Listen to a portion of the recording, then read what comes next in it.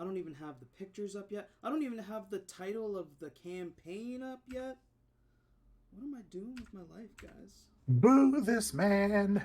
Hey, Diego, Boo this man! you want to look at the map and decide what places we've robbed?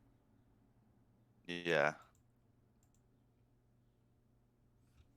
I will say the likelihood is, right now, you probably wouldn't have gotten away with many shenanigans outside of your area. So the Retro Railway? Is Retro that what we're- Railway, that's right. Okay.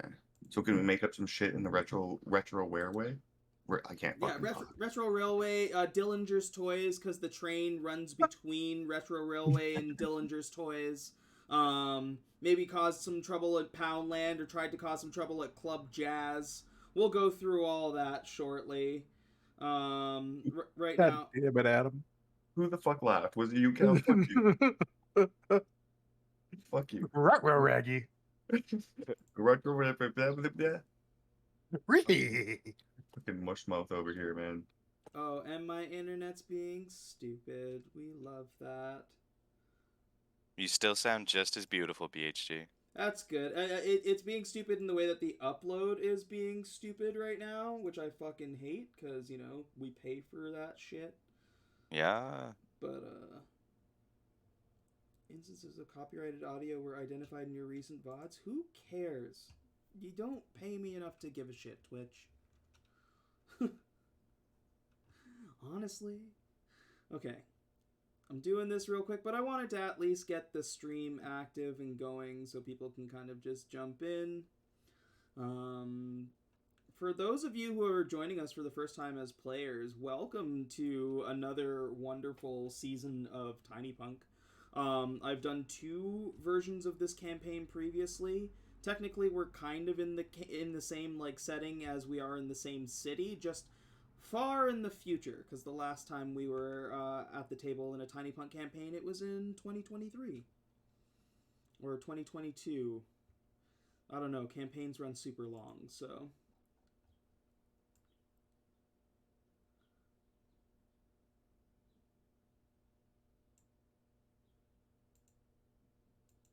I think the only person at the table here who wasn't here for the last time we did this was Kirby, I think. Did you watch Tinypunk last time?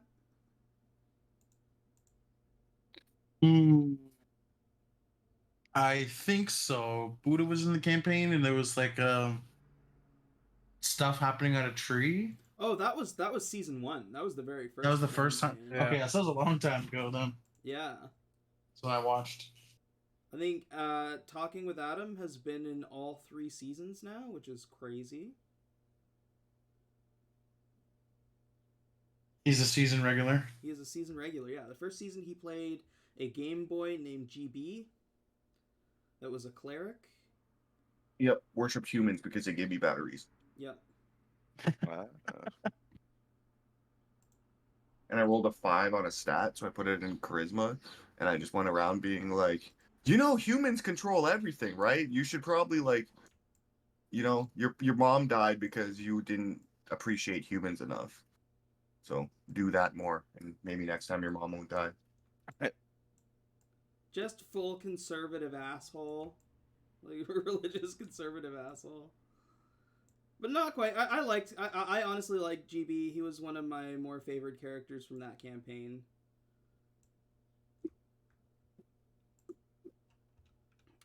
Okay, who else? Varjo. That's not this campaign. Barjo's here. Varjo's everywhere. True. I can never die. I am in all campaigns. I am everywhere. I am not a Dungeons and Dragons character. I am an entity. Oh, look, I'm off. Oh shit, Marv! Get him! I literally got attacked by Marv during stream on Monday. Because I keep my window like wide open and big ass fucking moth flew in.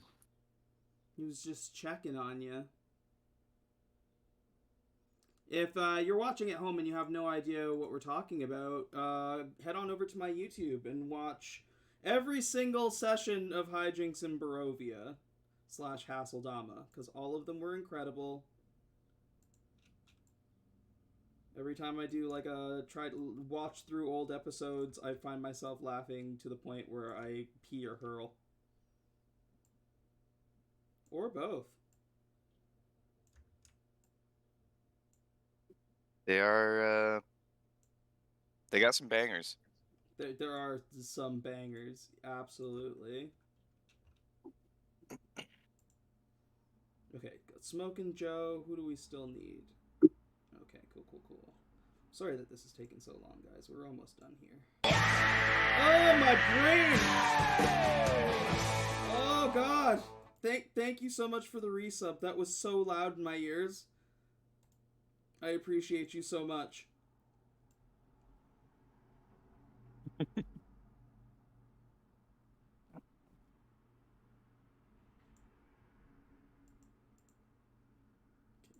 rid of that, and then this.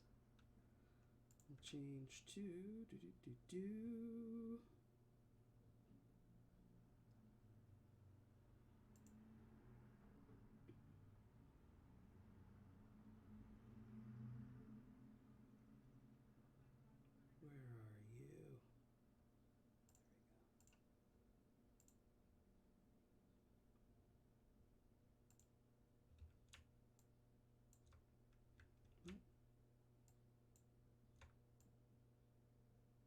Oh, your picture's freaking out.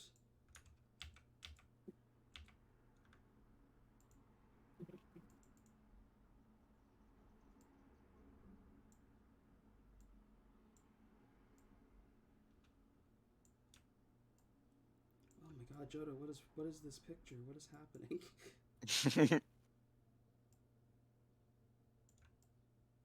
It's like fucking massive. This is just never ending. I don't know what happened. I'll Oh figure jeez. I'll figure Listen, out. as cursed as it gets, we'll send it. Like if it just gets ridiculous, do it. Oh, it's not that it was cursed, it's that it was like taking up the screen for everybody else. Oh, like just like the pure like It just went fucking pixel. It just went huge. Just went huge. So I gotta figure That's it out. okay. If it's my character, I'm important. You know, I like here's me. I'm important in your face. Yeah. Very in your face. Okay, Vel. Turn off this one. This is instead Loko 2. I just like copied the setup over for Curse of Strahd.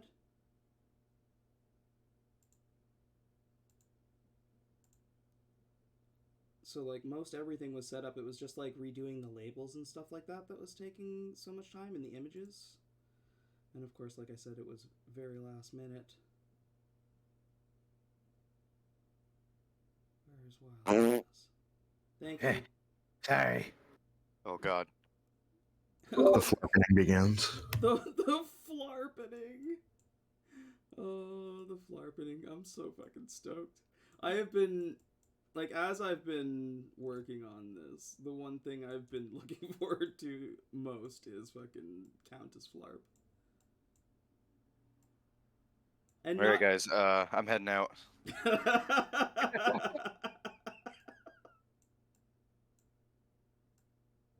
I do Yeah, love. it was fun playing. You know. Yeah. I do love Flarp though. Beautiful. That was the chair, I swear to God.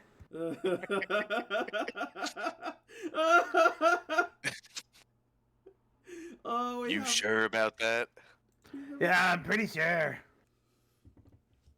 It's kind of, you know what? This is actually perfect because as the story begins, you find yourselves led into not subway, Vans.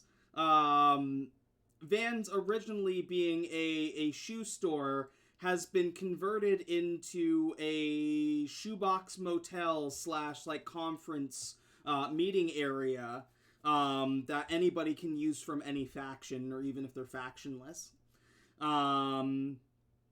you are all gathered around a table, a group of very different random strangers. Well, mostly strangers, except for two of you who probably know each other fairly well.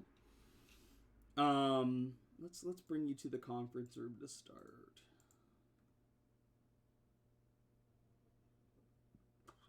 Beautiful. There are plastic foods attached, but there are also real foods that are there for organic creatures that can eat.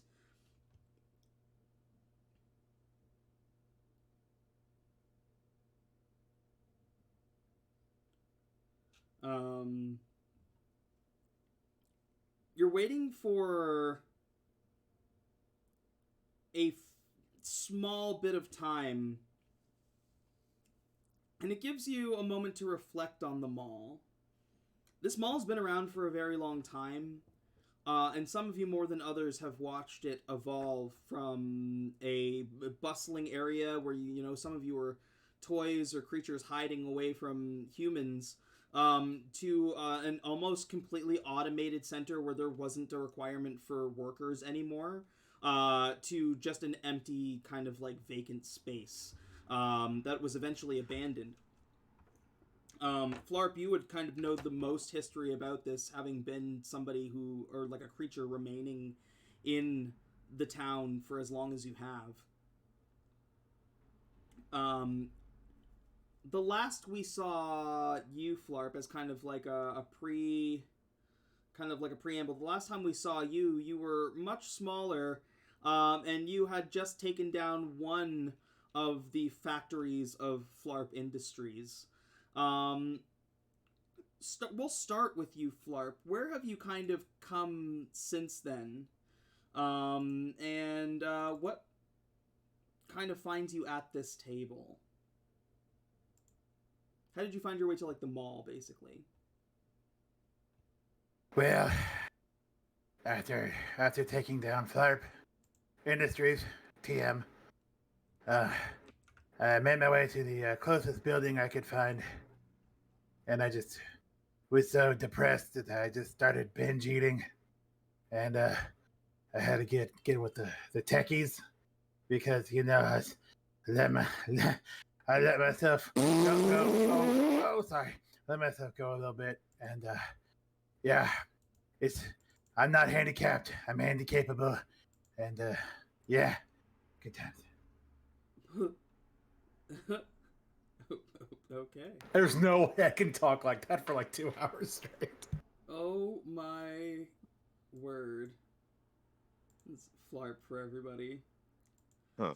This, like, giant amorphous blob that seems almost a little self-contained, that rides around in a scooter, does not actually put its feet to the ground whatsoever. On the left side of the table are Wild Wes and Smokin' Joe. Both of you born and raised in Retro Railway, a kind of like Old West themed area. There are surrounding areas that have more modern, or like even I'd say like more modern retro toys, but yours are from, or like you hail from, or at least the visage that you are using hails from the cartoon that is regularly playing, which is called Wild Wes's Roundabout.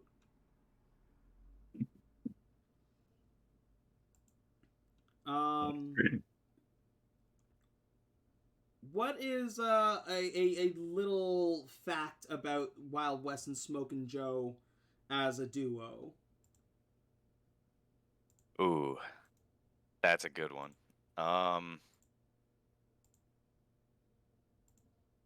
I think probably the fact that most people would think Wild West is pretty wild. But when it's just me and Smokin' Joe is the wild one. Okay. Yeah, like surface level, I'm like quote unquote good cop.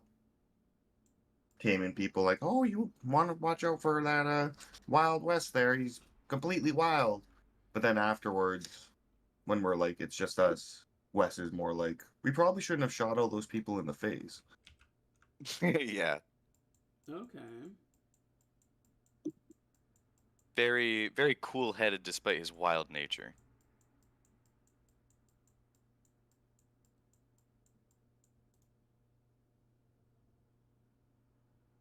Okay.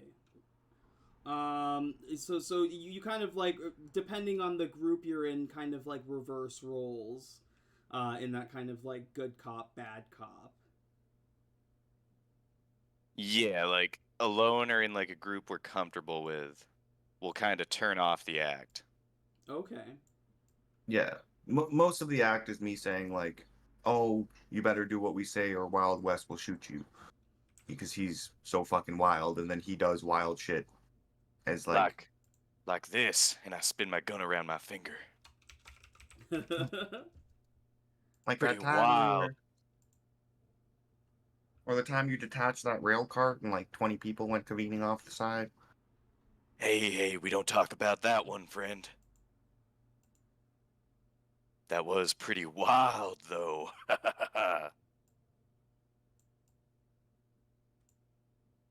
Okay. Interesting. Um, Russet.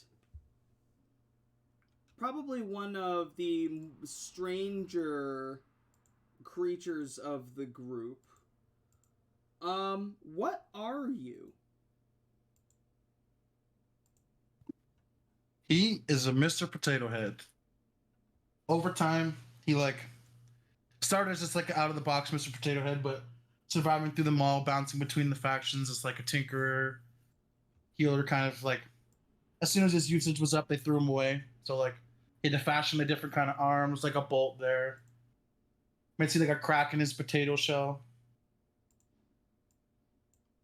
Okay, so he's sustained quite a lot of damage, and so you've probably been like patched up quite a few times over the years. How old are you exactly? Like, are you like a classic Mr. Potato Head, or are you some kind of like nostalgic reprint Mr. Potato Head?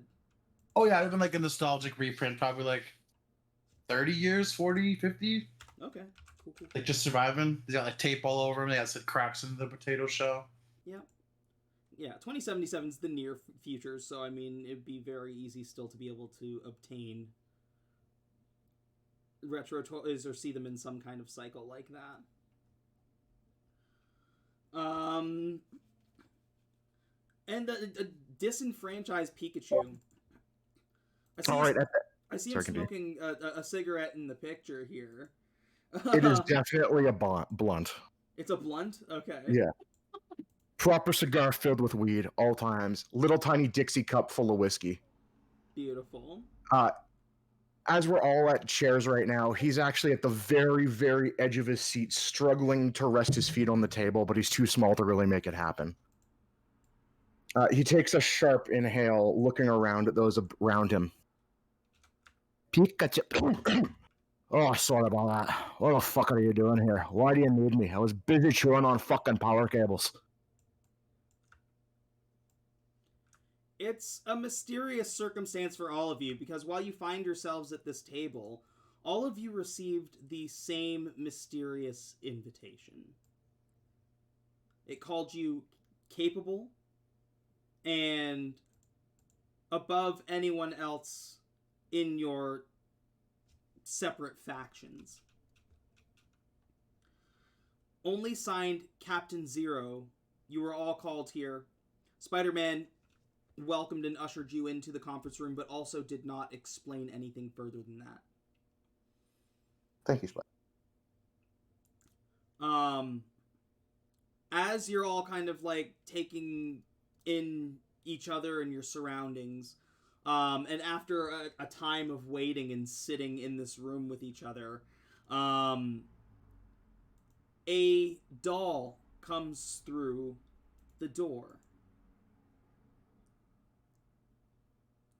In spite of all of you living in the mall for a fair amount of time, none of you have seen this doll before. Normally the fashionistas keep to themselves in their area, although often they can also be found at Starbucks. And in spite of that, you have never seen this particular one anywhere.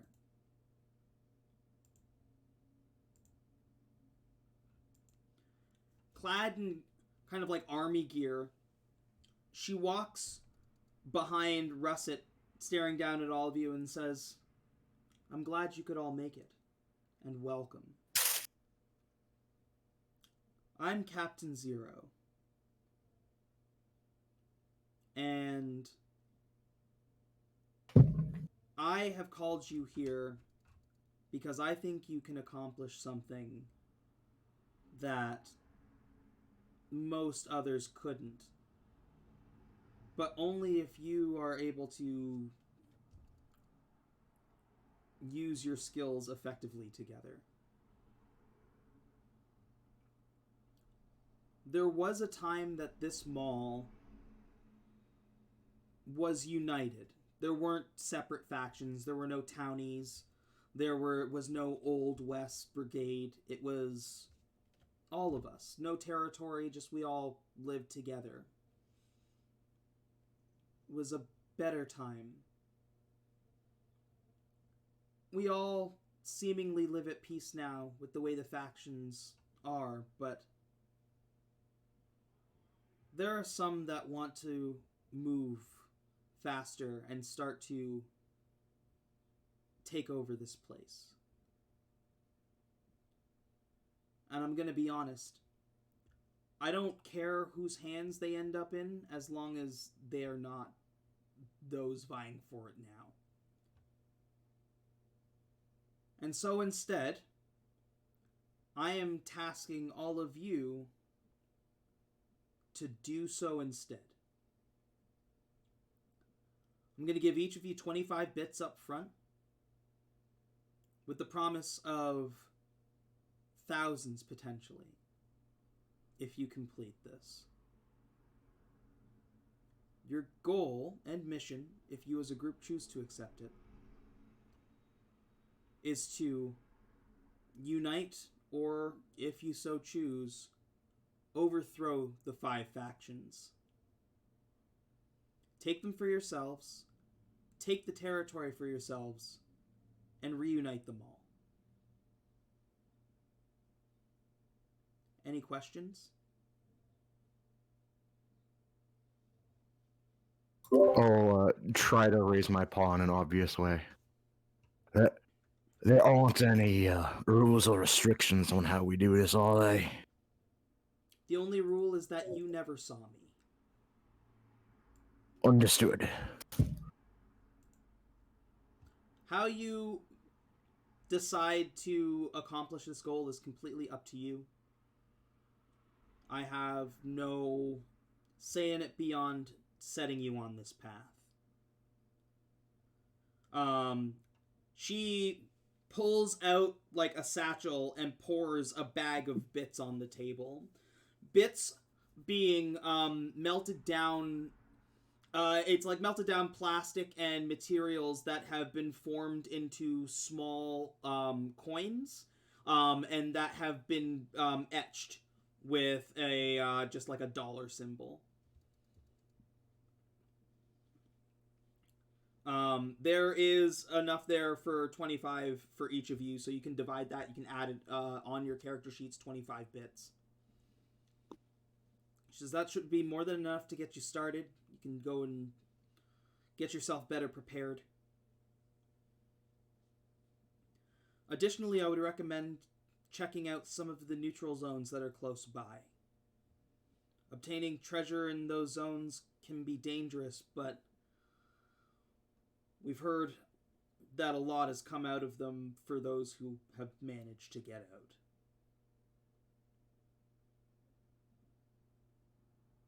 I don't really get out much from the retro railway. Who are the big players in this? Each faction has a leader. She pulls out some papers and it's like a dossier with images of each of them, and she slaps them down on the table. Who the hell are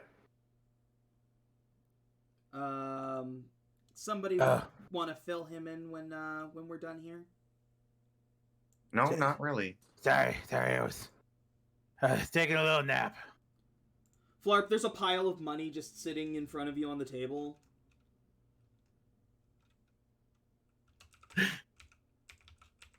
Who we killing? Everybody, I think. As many as we gotta to get the job done. Oh, sweet. I sit up in my chair a little higher. Huh. Tell me more, pretty lady. She points down to the map and she starts, or she points down to the characters. She points down to the images that she has laid down, starting with a crab. And she says, Cornelius Crab, leader of the food court. He's been around longer than most and lives most of his days inside the Crab Shack aquarium. Most of the organic, like, little folk animals fall under his kind of group called Crab's Kids. They are genuinely friendly to most people. Keep to themselves, but are also welcoming and control most of the food, or food sources in the mall.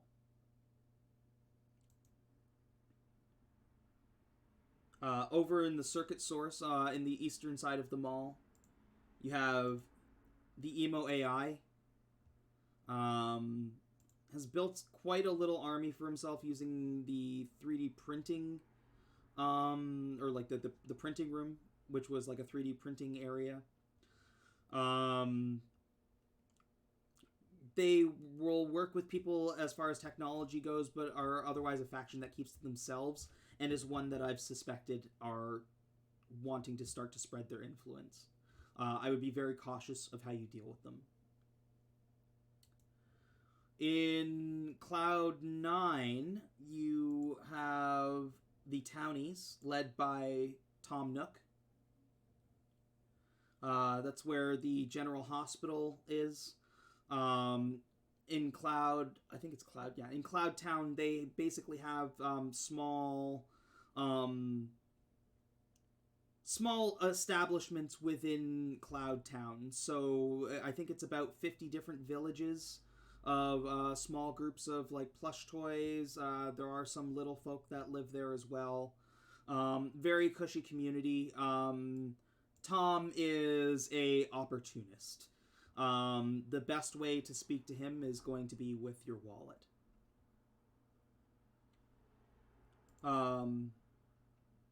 Looks over at Wild Wes and Smokin' Joe and says, "You guys are going to be most familiar with Sheriff Johnny Law.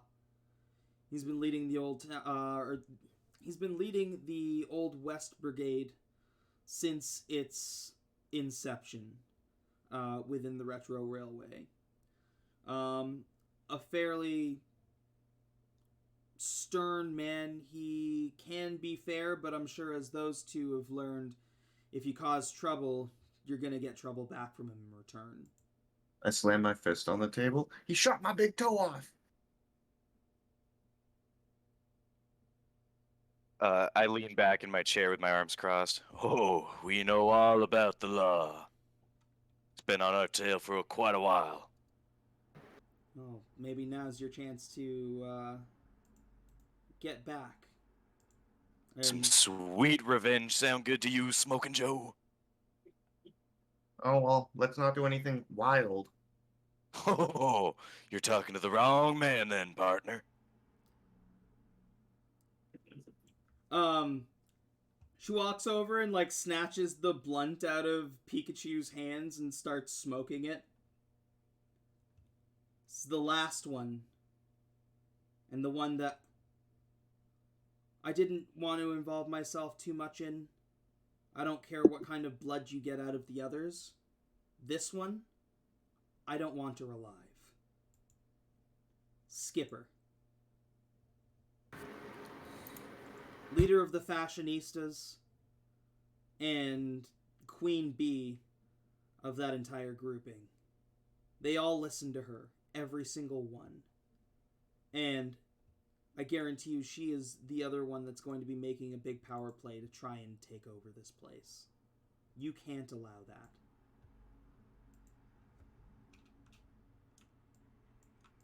I'm gonna switch my small eyes to big ones and be like, listen, you're asking us to take out the big cheeses of everywhere. We're risking all of our parts here. Surely 25 bits more wouldn't hurt.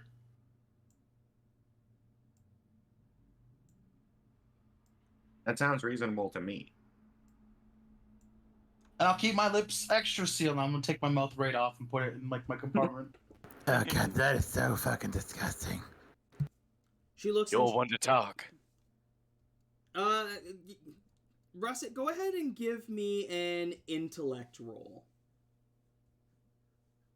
Unless you have something specific for persuasion.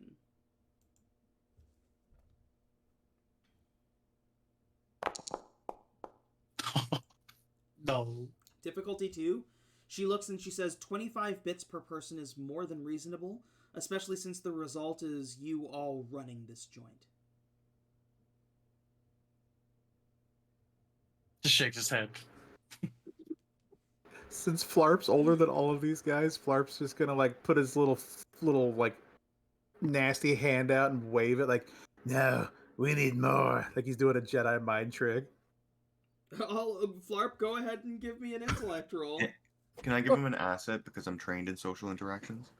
How are you helping in this case to provide that asset? I would be like, I don't know, 25 gold might make Wes a little wild. I'm feeling my trigger finger itching. All right, Flarp, roll with an asset. Jesus Christ. Okay. Yeah.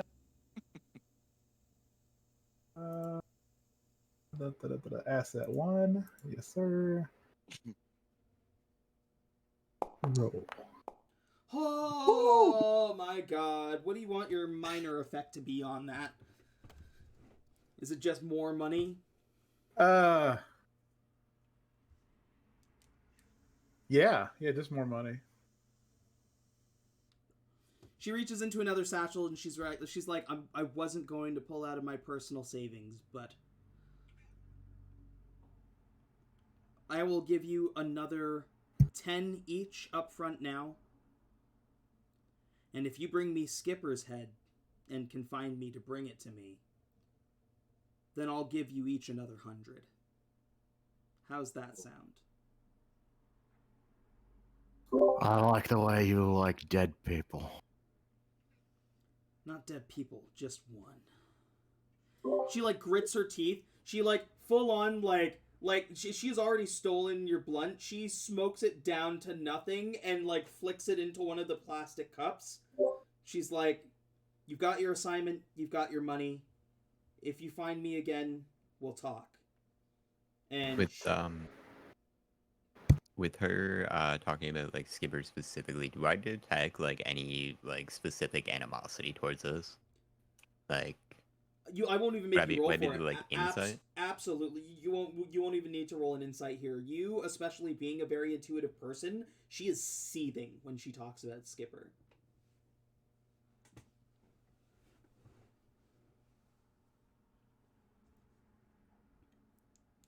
And 35 bits.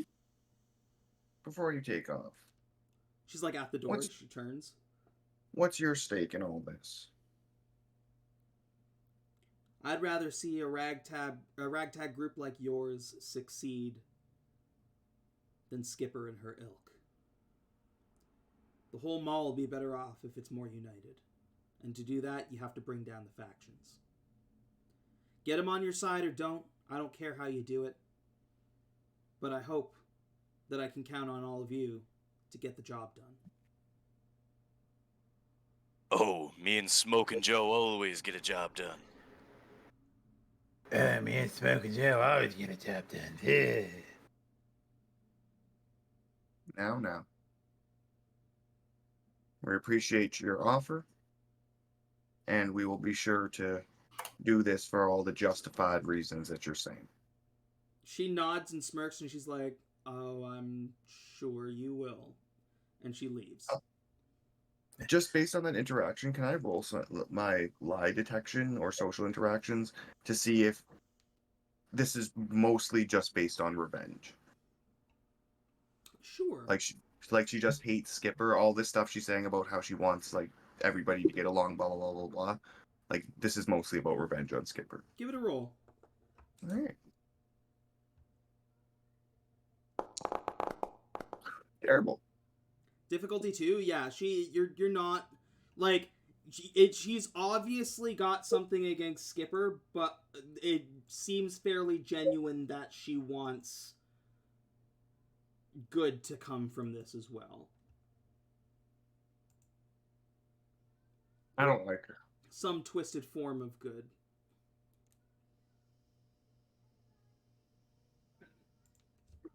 She leaves you there in the room with your money and not much else. I also just realized that you should have access to both the player map and the Little Springs Mall map, so you can see what a store was beforehand, and that can maybe give you more hints as to what you might find inside certain spots. Otherwise, if you go on the player map, you should see several different like tabs. It's not completed. There's still ones that I have to put out, but if there is a spot that you end up entering or want basic information for, I can give you it and add that tab. All of these should be available and clickable. If you don't see them clickable, on the hotbar on the left side, you should see a tab called Journal Notes. If you click on it, you'll need to click a pin to make sure that Notes is displayed and on. I can click mine. It just says I don't own a token with vision on both of them. Oh. Yeah, Ray. And Ray, you're not muted. Yeah, I was gonna do something about that. Hold on. Hold up. And also count, you were making a bunch of shuffling noises there too. My mic's muted, bro. It wasn't like 30 seconds ago. Oh, okay. What are you, a cop? I am. I got no vision on the Little Springs screen. Hold on. It's just Hold on. yeah. Same with the player map. But The player map should be good now because I turned the lighting off on it. Okay. hey, there it is. There we go, and it's just a default icon for now until I can find a better one, but with this on the map, you can kind of figure out where your location is, and also, appearance, let's go, it's just a random, make it purple, there we go. Now you all should all be able to access the journal notes on the screen.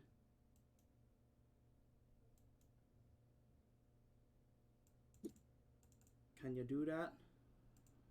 Yes. Yes? Is there anybody who can't on the player map? Nope, I got it. Awesome.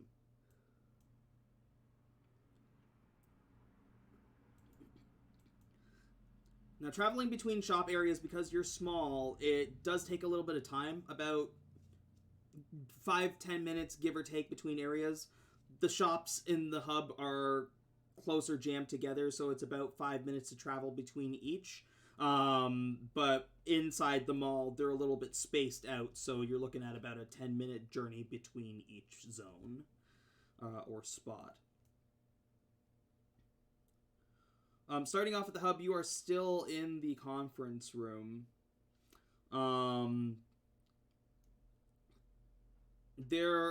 To each of you, aside from two of you, most of you are strangers for the most part.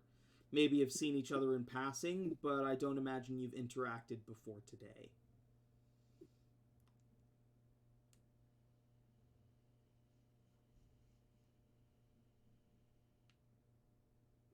So, what do y'all say to getting a drink with this fine earned coin? Can go over a game plan. You just I would love to. I'm gonna go up and start shaking your guys' hands. Name's Rusted. Wild Wes from the Wild West.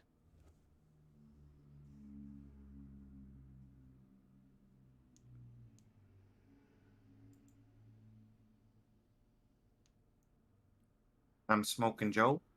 I pull out a full-size cigarette and put it in my tiny head. I'm like, oh yeah, and I'm gonna pull out like a candy smoke. I act like I'm smoking with you guys. Like, oh yeah, I got other accessories. I'm gonna pull out like a little cowboy belt and a little hat, put it on.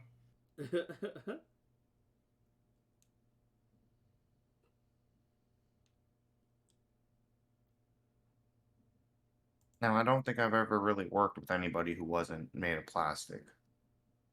But I think if we try real hard, we might be able to pull something off here. But I would just like to know everybody's level of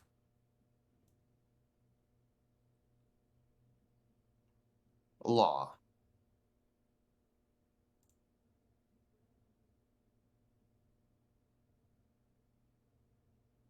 Are I any of you agree. upstanding, lawful citizens? I know he ain't, and I point at Pikachu. Oh, you got me figured out right away. What about you, Potato? My name's Russ, but I'll do whatever it takes to get some bits. You know, someone needs to get killed, I'll kill him.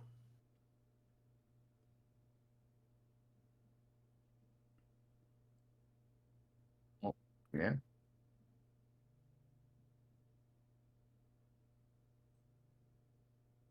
What about you, the guy with the beard?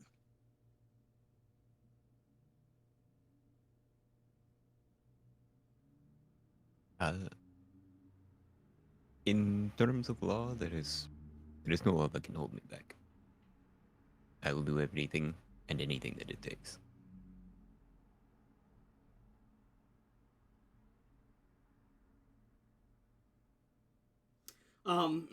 Nitaspar, you get a vision as you're staring across the table of Wild Wes and Smokin' Joe in a go-kart driving around a racetrack.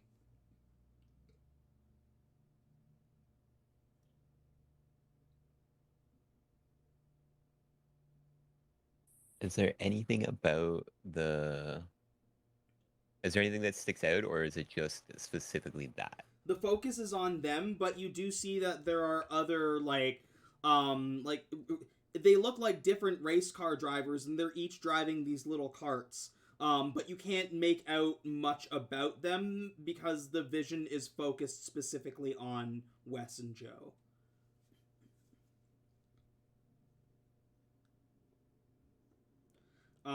You see them. Oh. You see them go to round a corner, and you watch as something slams into them and tosses them off the side of the racetrack, and that's where the vision ends. Can Smokin' Joe have mean mugged him like Luigi in that one give? I'll allow it.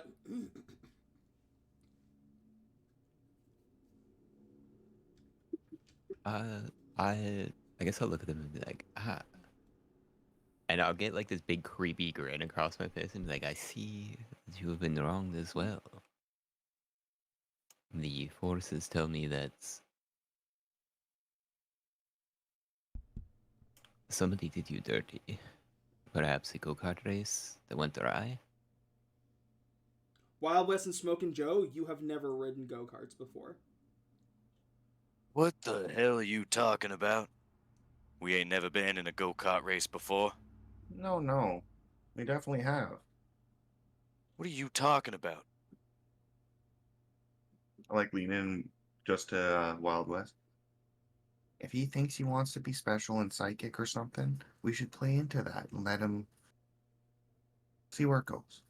Oh, okay. I see where you're coming from here. Yeah, the go-kart race. I remember that one. We got done dirty. Real dirty. Yeah, it's very clear you have some magnificent powers there.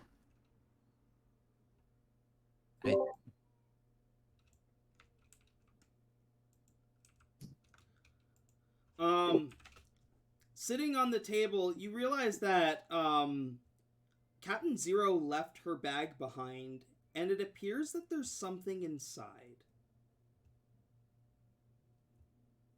Before we check that, I need to light this. I'll produce another blunt. This isn't gonna explode with your fumes, is it, you mobility slime? No, I'm not flammable. It's okay. All right, I will light my blunt on my cheeks and see what's in this bag. Reaching into the bag, you pull out a large case.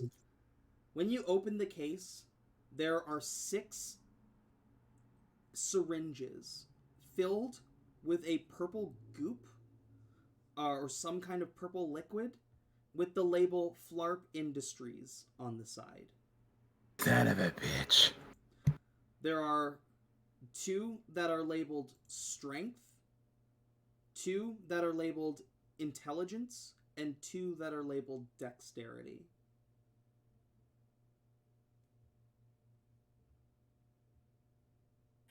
Oh, you don't need to convince me to shoot up twice. And I'll immediately grab a dexterity one and just plunge it into my leg. Whoa, I'm grabbing one of them too. I also grab a dexterity one. What? Okay. I don't shoot it up yet. I put it in my pocket. You don't shoot yours up yet, you just hold on to it? Yeah, I want to see what his does first. Yeah, Pikachu's got junkie tendencies. He's hitting that right away. Pikachu jabs it in and injects himself, and you watch as like the electric spark that you might normally see go through him. You watch it go through him, but it's purple instead. That sparks out of his cheeks, and you feel much faster, Pikachu, as you gain a single dexterity power shift. All right. I'm gonna be like jittering madly in my standing spot. Man, when I'm they said weed inside was you a now. gateway drug. So, sorry, what am I? Yeah, okay, so power shift. Okay, got it. Yeah, I got it on your character sheet. Yeah, I see it. How does it feel to have me inside you? A little bit unsettling. But really good. Oh, there's more flarp where that came from. I can see that. Come on, man. I've been trying to lose weight. God damn it. But you're using a scooter. When they said weed was a gateway drug, they weren't kidding. Hey now, that's not fair. I started with whiskey.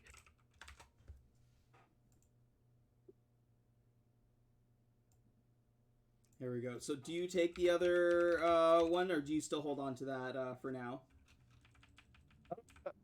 Just take it. Doesn't look like any bad effects. Okay, cool. Which ones were left? There are 2 strength and 2 intelligence left. I will take one of the intelligence ones. Okay, so Wild West. Hold on. Wild West gets a dexterity.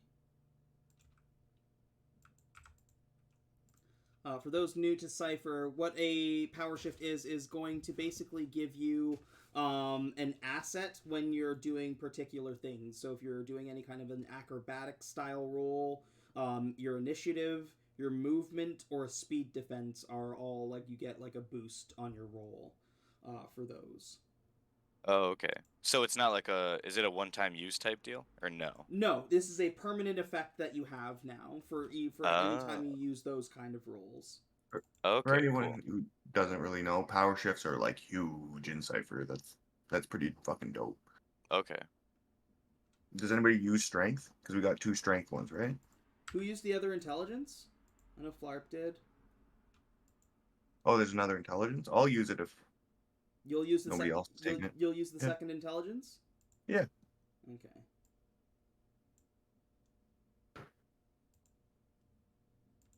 I was gonna say I don't use any might hardly at all. That leaves the 2 strength ones for Nituspar and Russet.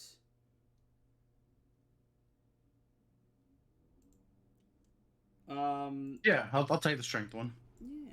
Mine's my lowest one, but It'd be good, you know what I mean? Get that buffed up a bit. Well, so this is not just like it's feats of strength. So if you're jumping, lifting, bending bars, it'll give you a bonus on that. And also when you use attacks, it'll give you +3 damage on all melee and thrown attacks. Oh yeah. So it is kind of like combat effective as well.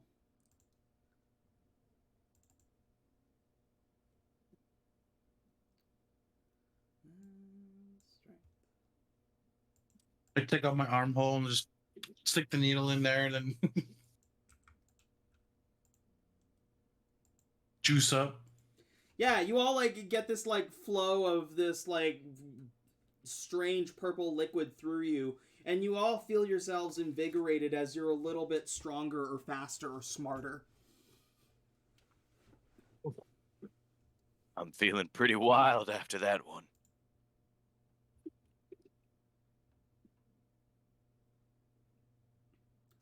The syringes are left over. Once again, they have this big label that says Flarp Industries on them. And for you, Flarp, it's bringing back kind of like a bittersweet taste because you're getting this little bit of power, but you know that it is coming from a source that you have tried to stop before.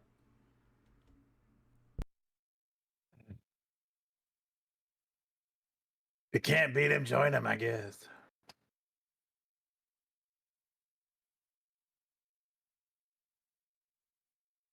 I mean, do we know that these are safe? I mean, it's me. All 5 of us just took it, so Yeah, I'm pretty sure it's safe. I mean, I all I feel did fine. was return part of myself to myself.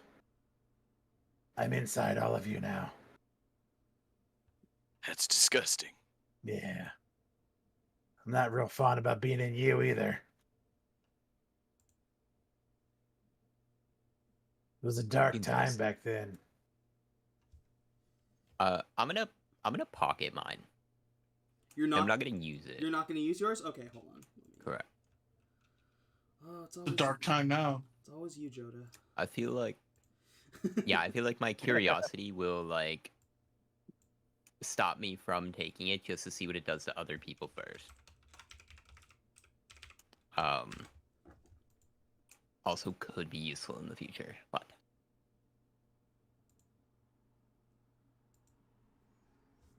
So yeah, I mean it's fairly large, but it's you could like put it in the case and just kind of like carry it, or put it in like a side satchel.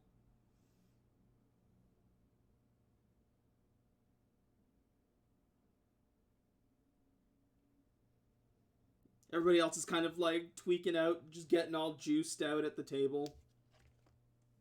It's kind of like being the only person who's not doing mushrooms while everybody else is tripping out. You always need one of them. Yeah.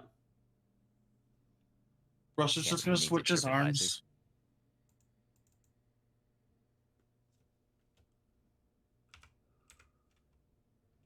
A chaperone. Russet switches his arms. Yeah, he switches his arms to like just thicker ones, like thicker Mr. Potato Head arms. I feel stronger already. It's incredible. Like flexing, even though they're just like a tad bit thicker.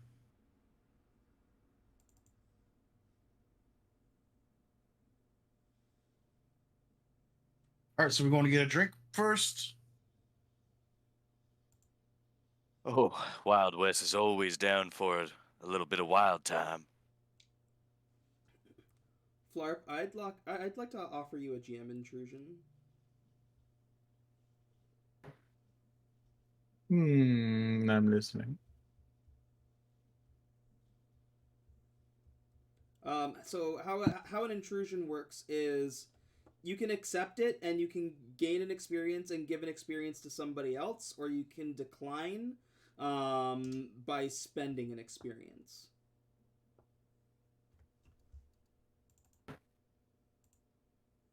I have no experience, so you have literally given me an offer I cannot refuse. Oh, no, everybody should have 2. I wanted everybody to start with 2. I do apologize.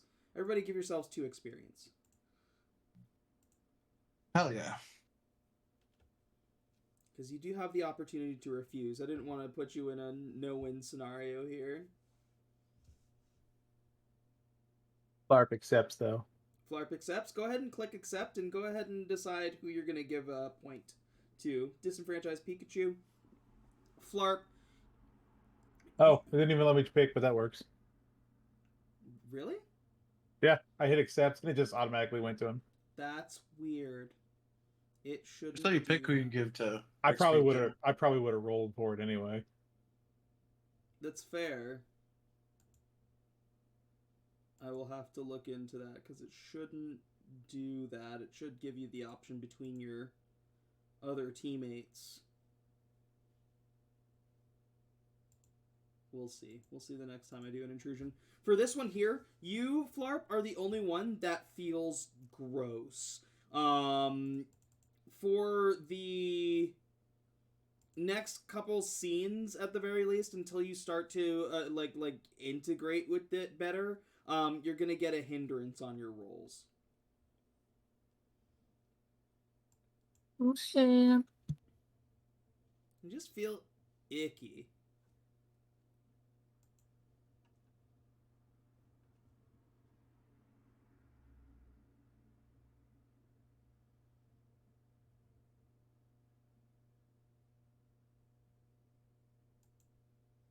But that's it. That's all for the intrusion.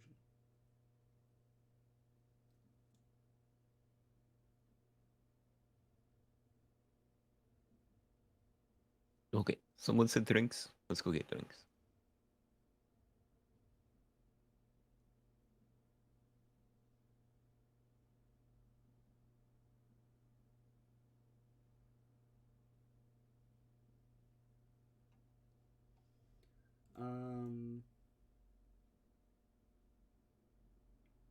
The closest place where you'd probably be able to get like alcoholic beverages is the gallery, which is a art studio and lounge owned by a little named Paula Picasso.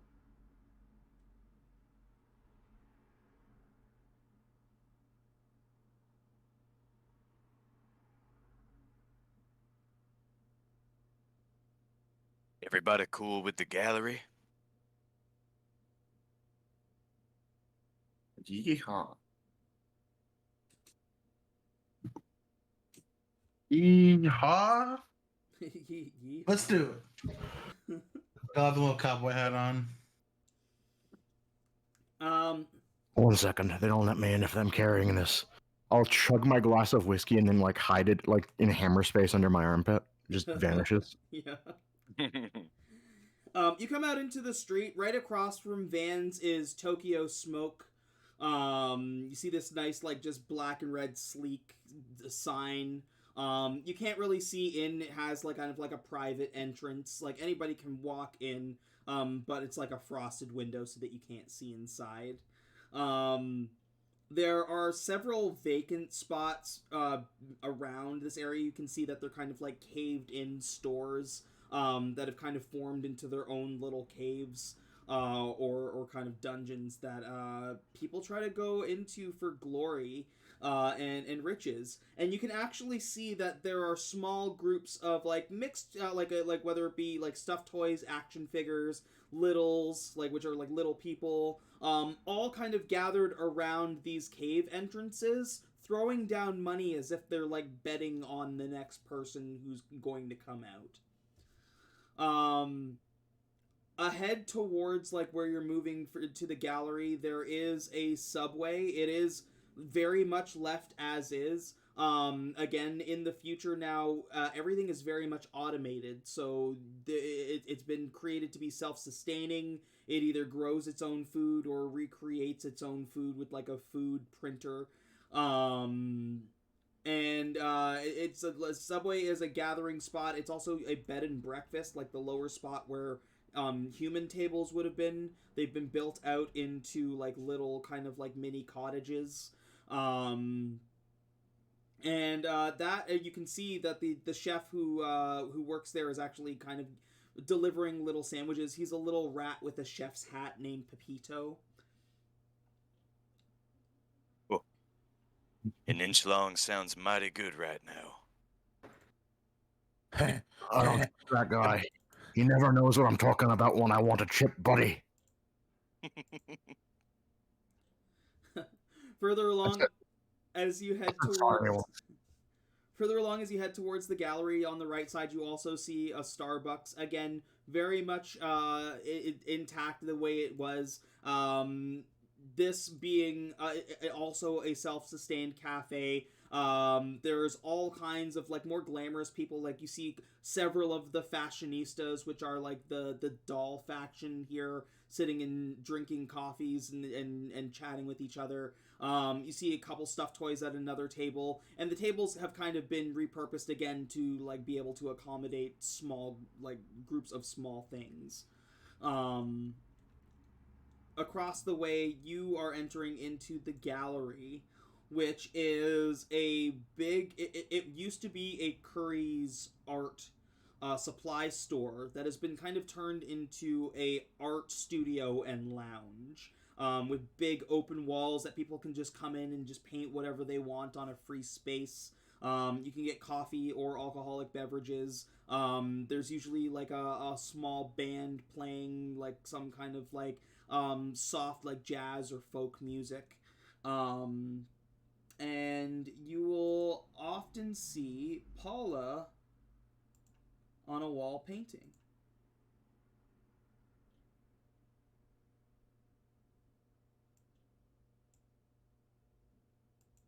Wild Wes grabs like a paintbrush and paints a dick on the wall,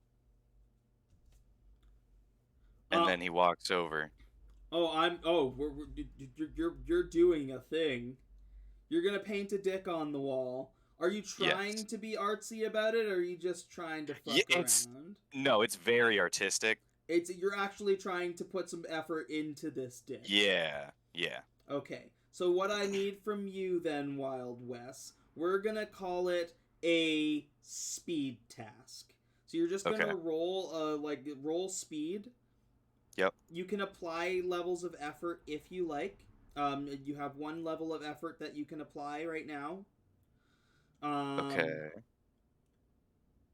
And then you can go ahead and just roll that once you've applied that if you choose to. That is a beats difficulty 0. You draw this horrendous, like, no effort dick. Like, not even ball hairs or anything like that. Or, like maybe 1 or 2 spritz ball hairs before she stops you and goes, "Come on, man, have some respect for the craft." And, like, Hey, I'm just being a little wild over here. takes a bucket of paint and splashes it over top of it. She doesn't like your dick. Not many people do. Not around these parts. She's like, "Put the brush down and find a table." Fine. That was pretty wild, guys, right? Yeah, it was so wild I almost couldn't contain myself. It's I could pretty tell. wild. I could tell.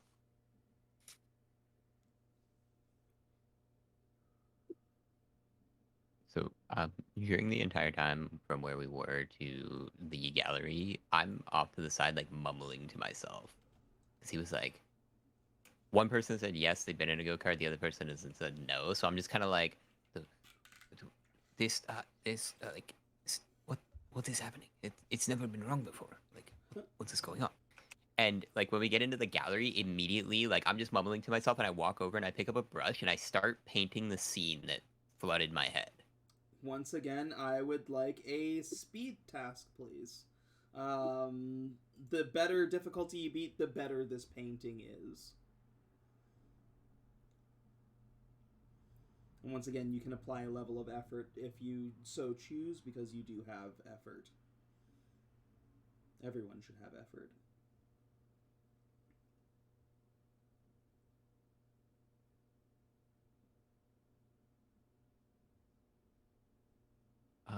Bear with me. No worries. Honestly, I just want to see what the, like, ciphers are. oh yeah, everybody has ciphers. If you didn't realize already, you can find it in your equipment tab. Ciphers are one-use abilities, and you're going to find lots of them. You can search for ciphers. You'll find them as parts of treasure, so don't be shy about using them.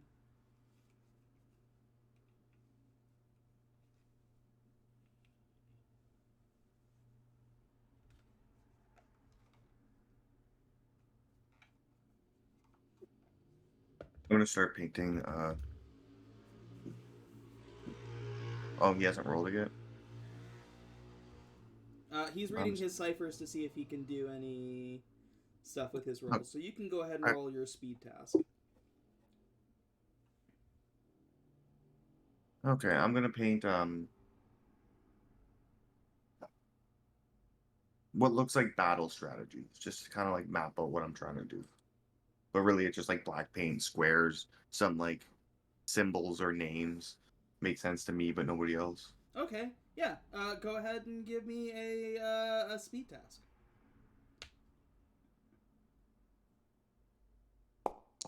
Beats difficulty 4 is not bad at all. She looks over and kind of pats you on the back and says, "Very abstract. I like it." I'm completely ignoring her, just continuing, like, just muttering to myself. Yeah, are you trying to paint the racetrack? I'm trying to paint the scene that played in my head of, like, the exact moment that they got hit by something. Okay. Once again, go ahead and give me that. Or, sorry, it was you who rolled the difficulty. Yeah. 4. Oh, sorry, I described the wrong thing then. Difficulty 4 for you. Yeah, you paint this masterfully enough that, like, it's not a perfect picture, but it is very clear what you're trying to depict. It is very clear that it is a Wild Wes and Smoking Joe in this image. Once again, Paula kind of looks over. She's like, "Oh my, that's very, very profound. It's very beautiful. Very avant-garde." She puts her hands to her mouth and sheds a single tear and then walks on. Real modern day Da Vinci. Smokin' Joe, I need your speed task for your painting.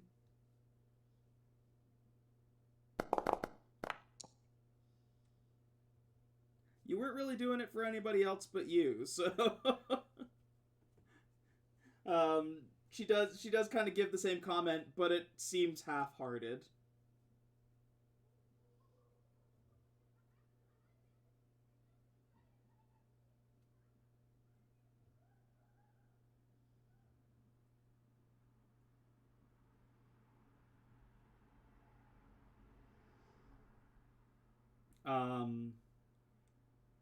Sorry, I was muted. What faction controls this place? Like, what faction is she under? The hub is factionless. Nobody own these are all independently owned areas for the most part, or agreed upon areas that they are off limits from any faction taking. So like the Starbucks, while like the fashionistas would want control of it, it would cause too much disruption with the other groups to make it worth it to try and take it. Same thing with the Engraver. The Engraver is not only a place that does engravings, but is basically also like the minting place for the entire mall. It's the spot that mints the money and turns random plastic crap into actual currency. You'll notice that any spot that is a independent or neutral spot or factionless spot is purple on the map. Okay.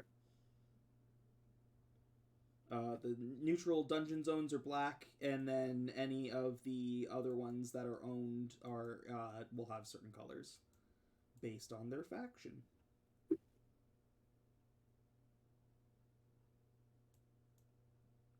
So before getting into discussions with people,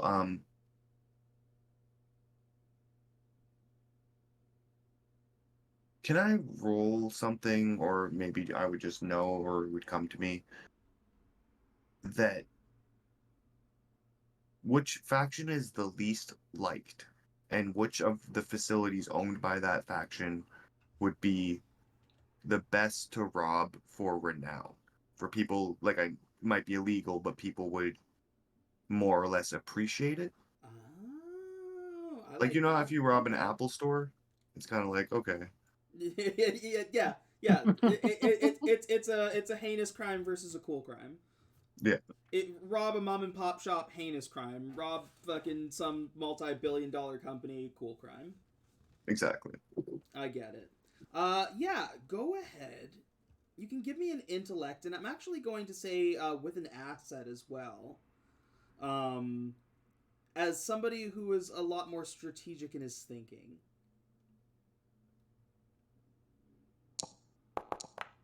Difficulty 8. Difficulty 8. You are a strategist through and through, even if it's just trying to rob a train. You have a fairly good idea of the hierarchy of the mall. You know that Retro Railway is kind of the redheaded stepchild of the mall. You think that if there was a spot that the other factions wouldn't care about being like leadership changing, it would probably be Retro Railway. The one that is the most prestigious is the Fashionistas. They are the most likely to cause a stir up.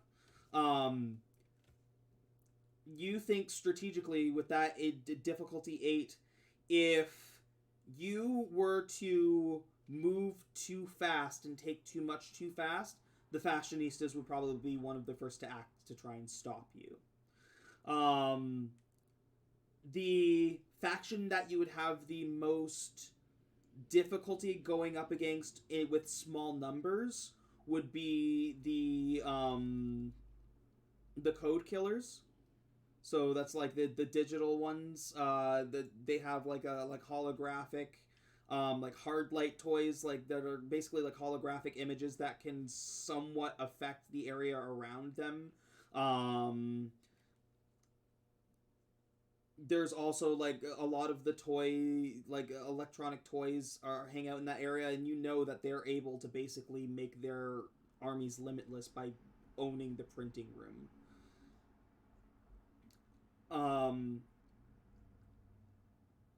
The most animosity that you would get by taking violently would be the food court. There is a very old respect to the food court. It is kind of the central area that brings life and preserves life for all of the organic creatures.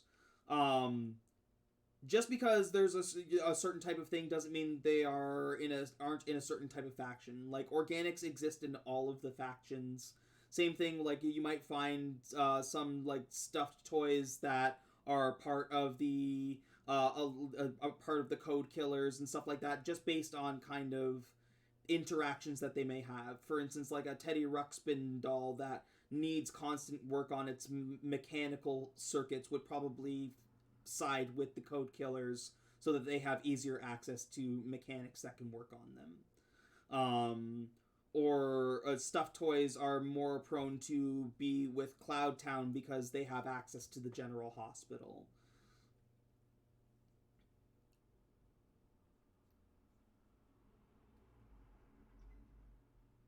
So you're saying if I was gonna like rob something big to try to get some attention and renown for our group or reputation for our group, the Retro Railway would be the best target. You think taking Retro Railway or surrounding parts of Retro Railway would be a lot easier, not just because of familiarity, like they know who you are, they know what your game is, but also you have a better idea of the area, and you know that they are the ones that are most contentious with other factions. The Retro Railway wants so much for things to stay the same that you'll notice that most shops that they control have, for the most part, maintained the same names, like Dillinger's Toys or Sports Collections or Retro Railway. They haven't changed from that very much because they respect the old school and don't want things to change too much. There are variances in that, like Bricks, which used to be a Lego store, is owned by a like child-sized Lego named Brick. So there are some spots that were kind of changed to fit a theme, but still also preserve a legacy in one way or another.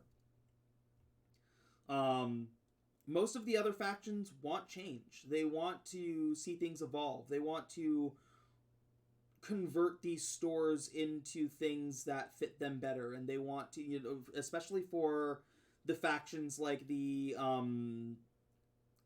code killers and the fashionistas, they have a tendency to want to assimilate. So, for instance, any kind of littles or any kind of dolls that are in the fashionistas have to dress certain ways based on the location that they choose to inhabit.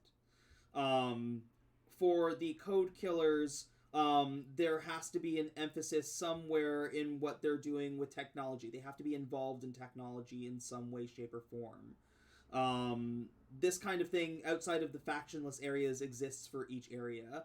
It's like if you want to live in the food court, you have to contribute to either serving food or helping to move food to other places or something like that. Like everybody has a thing that they have to do if they want to be a part of that certain faction.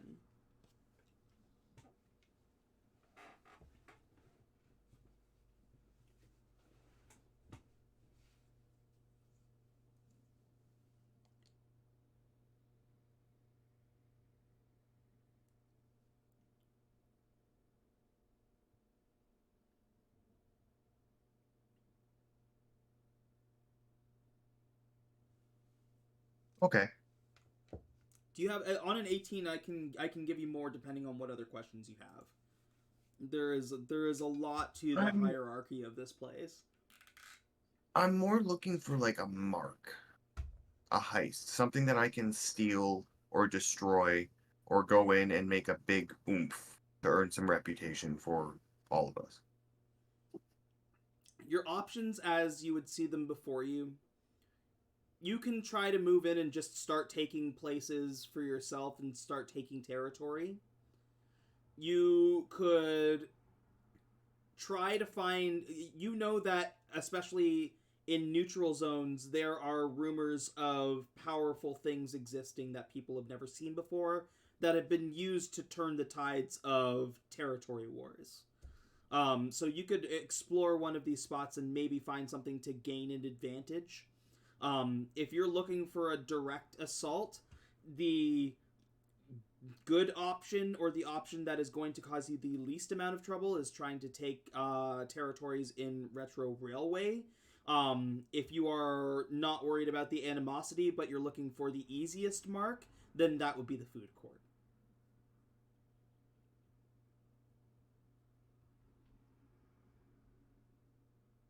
Okay, cool.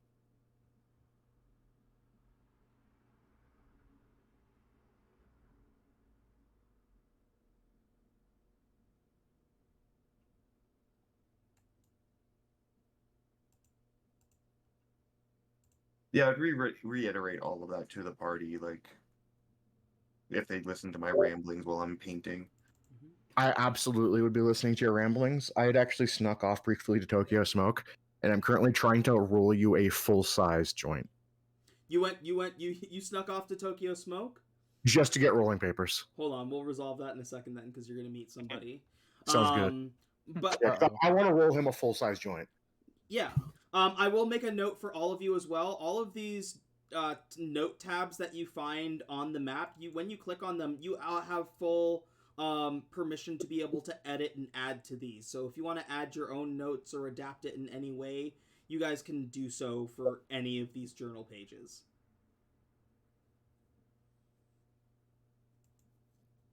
Oh. Pikachu, you kind of sneak off while he's painting and kind of drawing out a game plan and head over to Tokyo Smoke. You walk in and hear a voice go, "Oh, come in, dude. Tell me what you need." And you see a little who is... So, it's the dispensaries as you know them, except that stairs have been created with 3D prints to be able to walk up and see the cases directly.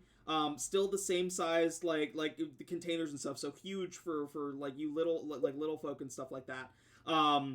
but you see that he is like he's got like this small mini version of those like little iPads, and he's like, "Oh, hey, dude, what can I get for you, bruh?" This is gonna be a big ask, Eli. I need the 110 millimeter. He's like, "Oh, 110 millimeter. Are you sure, bro? That's huge." Yeah, I know. We're gonna see something special today. He like runs up the stairs to the main case and like crawls down. You see, like he pushes the paper up onto the counter and then crawls up. And he's like, "All right, that's gonna be 2 bits, bruh." All right. I'll give him the 2 bits and how much to fill it. Oh, you're looking for some herbs too, man? Might as well. Surprising a new friend. Oh yeah, yeah. Well, he just like hands you like the screen. He's like, "You just pick what you want, and I'll make sure it gets dispensed at the door, bruh." I'll look for like a gram of the cheapest pre-shred I can find. Yep. Still decent. He will ask you to like dump the bits for the herb itself into a receptacle. He's like, for that it's gonna be 5 bits.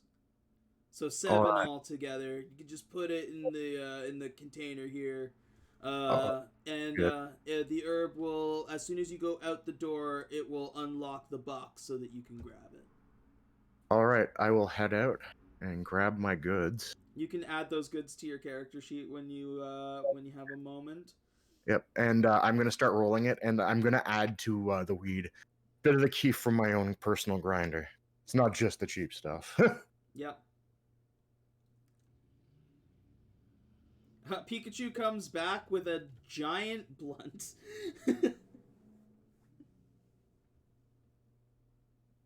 I'm gonna find Smokin' Joe. I think it's party time for you. And I'm gonna like drag it to him like it's like a sack on the ground. Well, that's mighty kind of you. I should try to keep my wits about me, but can't say no to a gift. Looks like Smoking Joe's the one getting wild tonight. If you do it enough, you'll always have your wits about you. And I'll just slam back another cup of whiskey. Don't question it. Paula pulls out one of those like dome vaporizers that's been customized with like a door that can be opened and closed, and like hands you a bit. It's like, "Can I get some of that?" I'll pull out like a smaller bag I'd been carrying with me anyway. Sharon shall like. She gives you the bit and like takes what you give her, loads it up into the vaporizer, and turns it on and stands inside the chamber as you watch as she just disappears into a veil of smoke and starts giggling. Got nothing but respect for that woman.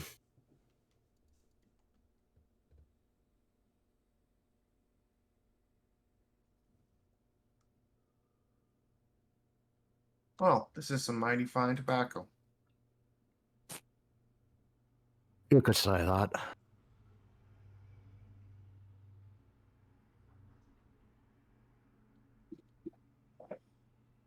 You watch, like as you are talking and painting, you watch as out of Starbucks a full-sized Dwayne "The Rock" Johnson looks over at you guys, kind of like flashes a smile, and walks away to the east.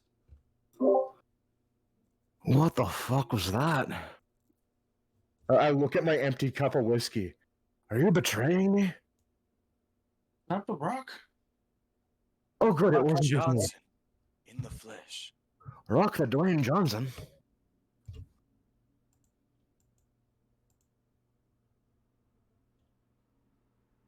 Where is he? Where is he?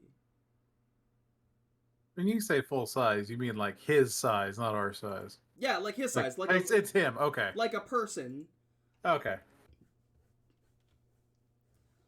a little bit glossy, like even his skin's a little bit glossy, but like you watch as like just the only and like nobody flinches. Most of you would know, and if you like have kind of been living under a rock within the mall, you'd still kind of catch wind that there is a full size or a couple full size people that exist that live in the movie theater, Springview Flicks, and it is owned by that guy. Yeah, I smell what he's cooking.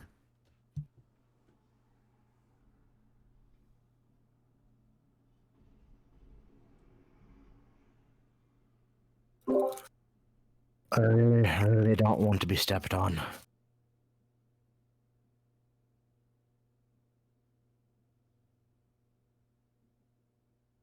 Dude, I got high from that secondhand smoke, or Brock just walked by. Yes.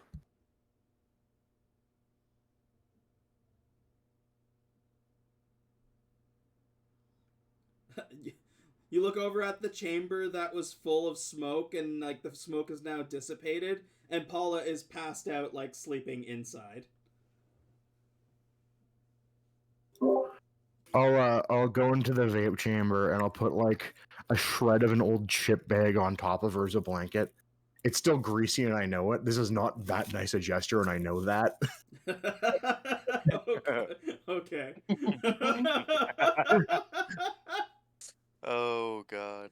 Some of the random littles around watch it and still like not realizing that it's a greasy chip bag go, aww.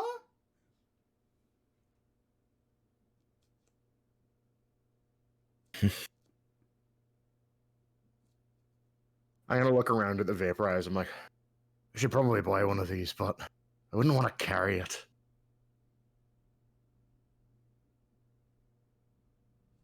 And then I'll look at Paula still like out, and I'll just put more weed in it and just stay in there. Do you turn it back on? Oh yeah, it's back on. I'm not sure. She's fucking fried. She's no. just done. Or like it's like I want to get my high. I'm not dragging her out. She's heavy, I think. Oh, you're not going to be able to fit in the cup, Pikachu. You're a big old stuffed toy. All right, I will be hitting it like a normal vape then. Yeah, you could just like sit over top and like smoke Yeah. it, but she's still getting a little bit of it as it's like rising around her. It would be rude to dump her out. That's awesome.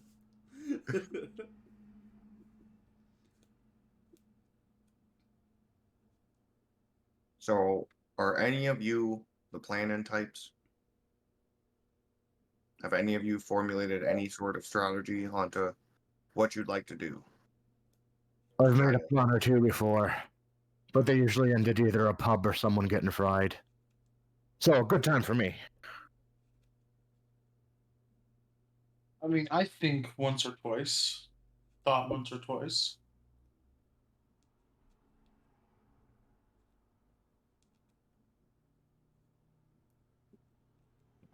Well, the Retro Railway and Sheriff Johnny Law with his Old West Brigade. They're weak and they're chaotic. The only reason me and old Wild West here haven't taken over that whole area yet is lack of manpower. So I reckon if we go on over to the Sigma military base and we deal with Commander Sigma, that'll take out the majority of their forces, and then we can go against Johnny Law. Sounds like a mighty fine idea to me there, Smoking Joe. But some of you know me, some of you don't. But the next step, because I always think 10 steps ahead, after we've taken Retro Railway in its entirety and all of them are following us, we use that as leverage to talk to Skipper. And we get Skipper to join our forces to help us take out Circuit City. But what Skipper won't know is that we've made a secret alliance with Circuit City and we're gonna betray her and stab her in her back. It Smoking, sure is a wild plan you're cooking up there. Smoking Joe, I have 2 questions for you. They're both very important. What's that? Wouldn't it be easier just to attack Retro Railway first instead of Sigma Military Base? Retro Railway is powerful. They have a lot of army Okay. reputation, and they're kind of liked. So Reasonable. Reasonable. they might get back up probably from the food court or even the Wild West. The only other thing is I need a promise from you. And it's a serious one. I need at some point to orchestrate a railway crash. It just has to happen. I'm sorry. Well, there's a train in the Retro Railway. That's why they call it that. Exactly. Just make sure that factors in and I'm on board. But someone needs to die by train. You can count on Wild West for that one, partner. I'll raise my glass, which has been refilled since I last spoke, and I'll down it. Okay, because you think 10 steps ahead. How do we get there, and what do we do when we get there? Well, I know where it is in the mall, so we just kind of like walk over there. And then once we get there, I reckon we would lie our way in. And I haven't thought out the details yet. We could just take it by force. We could try to intimidate them. We could We could just go blow see it what's up. in the area and see what's going on. See who comes in, who comes out, who we need to get in touch with.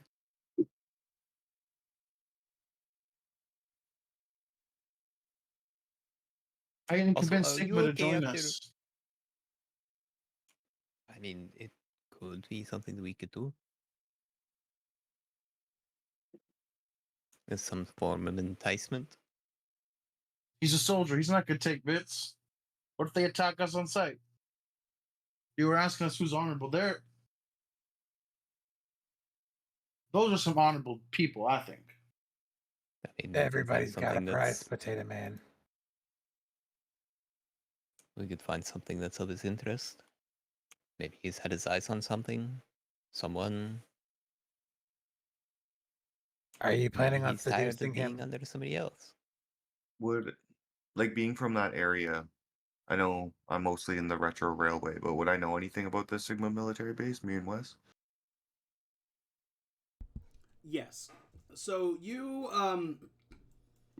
even though you guys have like a cowboy themed area where you live, everybody kind of works together within the faction. Sigma military base is mostly composed of Green Army men that are led by Commander Sigma, which is a like a different toy from a video game franchise from Mega Man. Sigma came to an agreement with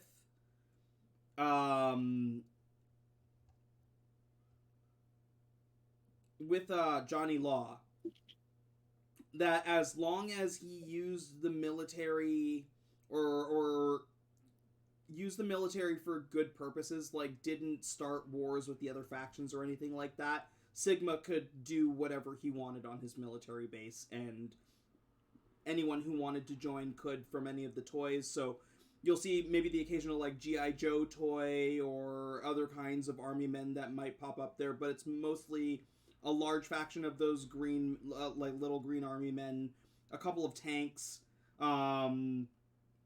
that have been like RC and like weaponified, and they're just constantly training on base, waiting for an attack.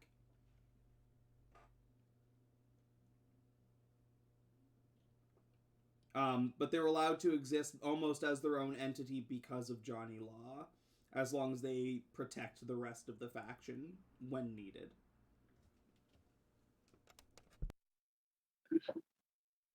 Being a man who remembers and manipulates like personalities, would I know anything about fucking Commander Sigma? Like, what does he like? What does he do? could he be swayed? Is he like, does he like Johnny Law personally, or is it more like transactional? On your side of things, you've probably only ever seen this guy once. And very briefly, the conversation that was had between the two of them was behind closed doors and was private and was never made public with any of you. Um, you're not really sure what he likes or doesn't like. You know from rumors that he's a stern son of a bitch, but he's very particular about who he accepts to the base. If it is a kind of a character or toy or something that has some kind of military background, it's easier to get in. But he does not deal with cowboys, as far as you know, very often.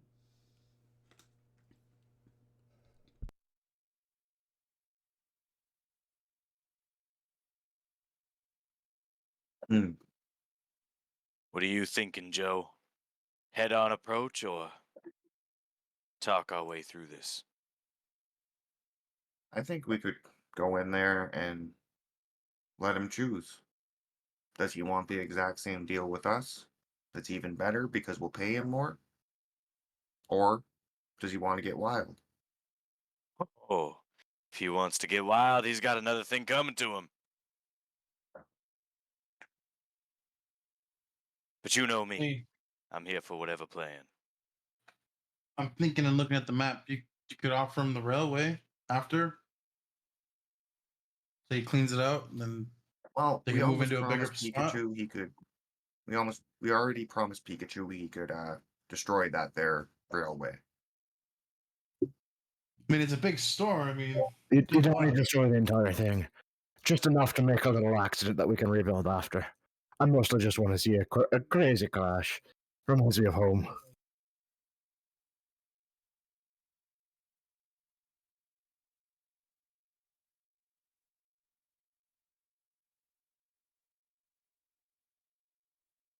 Just thought they got more room. I'm looking at the thing, and they don't got a lot of room there in that small outlet store. Hmm. feel like we slow play.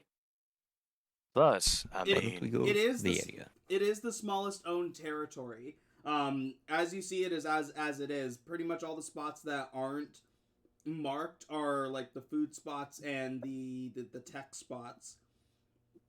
Um, Everything else as is controlled pretty much as is. Oh, the top spots like Bodyworks and Sephora belong to the fashionistas. Um, Printing Room, Hollow Toys R Us, Big Apple all belong to the Code Killers.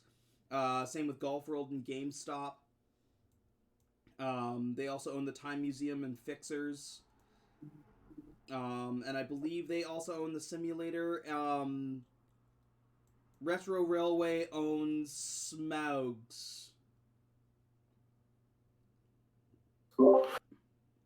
What's that old fuck Jaws Jackrabbit up to? He's a wall-armed fast rodent. We've got a bit of solidarity there. You, Pikachu would probably be the most familiar with Jazz, being like having like lived right next door for the longest amount of time. Um,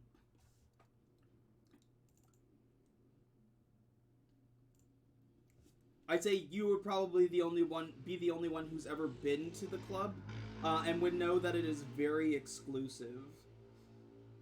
Which is weird because his prices are better than Tokyo Smoke, if you know what I mean.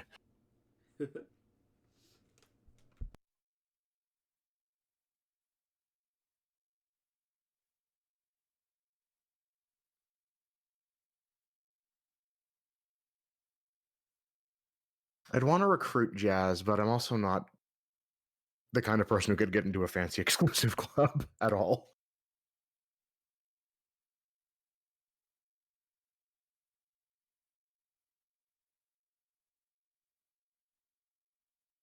Hey, you gain enough of a reputation for yourself, you'd be surprised the places you can get into.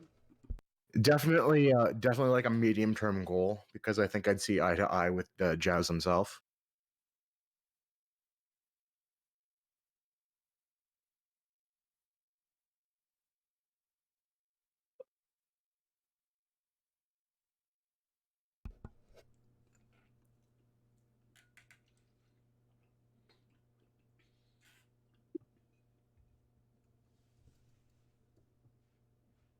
Gaining some reputation in another area couldn't hurt.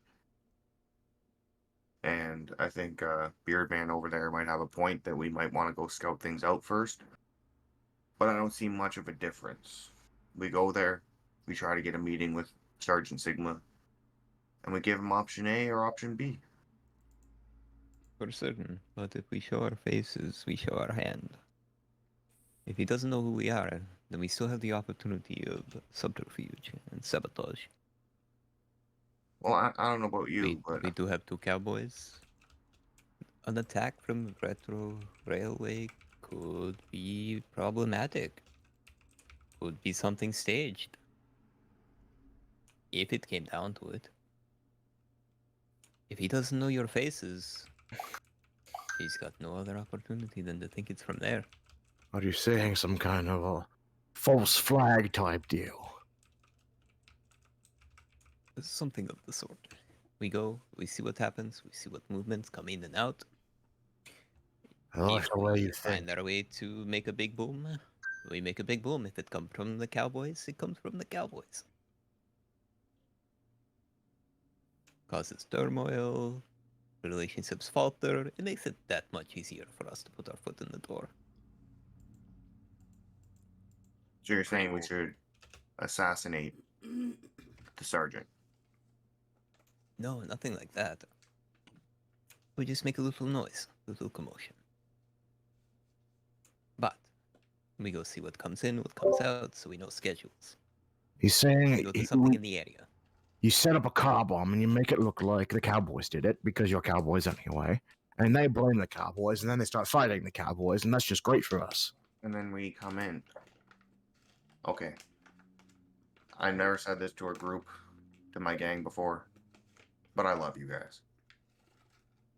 I love you too, Joe. Oh, I can feel the love swelling up inside of me. Not you. What? Oh, wait. That's not love. Okay. And that's why. Does your suit recirculate that or what? Or does it just seep out? What suit? Oh dear. Oh dear. And the smell hits you, Pikachu. Right about there. Pika. So, Yeah, is that machine gas powered or what? It's actually electric. The techies made it for me. So I'm all for murdering everyone, but when we get to the techies, yeah, we probably ought to. I know some of them. They could probably barter a truce. Flarp, you actually the techies did adapt and like help to maintain your wheelchair, but also Rufus from Rufus Geriatric Supply in the townies section beside Cloud Town also can help to maintain your wheelchair. And he's neutral. He's part of the townies, like the blue group. Oh, okay. I need to be able to keep Bertha going. So as long as I've got that, we're fine. Yes, and I mean, like, nobody has to get hurt. We can do this in a way that it works for everybody. well, you see, what gets people riled up the most is death of their loved ones. So we probably should kill at least a couple of them. Maybe a few. I like your thinking, but it seems a little too quick. We want them mad at the Cowboys, right? We want them mad at Johnny Law. So what we need is we need the car bomb to play Dixie.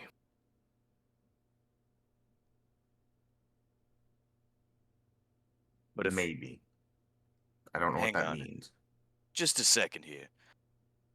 If we're planning on going in and staging, a shootout or something to get them mad at the Cowboys, me and Joe here are gonna need some disguises. Well, as you know, I got that covered, and I snap off like You my look like cowboys. I snap off like the lower part of my face, which is like the jaw that opens to smoke, and it's just the bandana. And then I reach in my pocket and pull out a new face piece that's just a different colored bandana.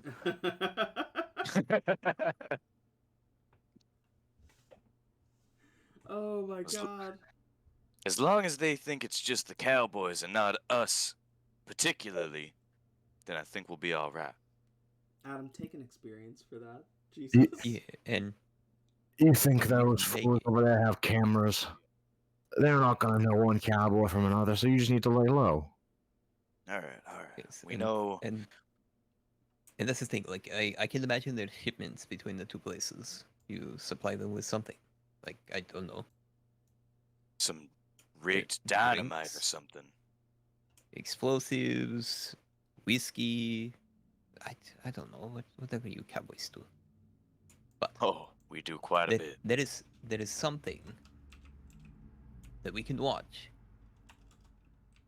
A correspondence between the two sides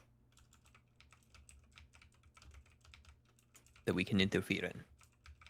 All right, so we scope the joint out, and then we formulate a new plan based on their shipment schedules. If we can find shipment schedules, we'll have to go and see what we can do, what we can work with, and see. But what else is in the area? Because I'm not familiar with over there. But we got Club Jazz right next to the military base. A lot of the soldiers frequent that place.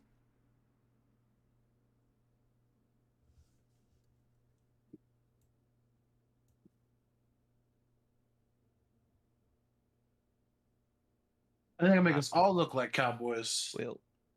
Well, getting us into Club Jazz might be difficult, but I don't know about Oh, yeah. that. We might be I'd able like to be able to slip pull right it in. off. What else is there? Hmm. What's in the immediate area? What can I like stand at the door of and see both places?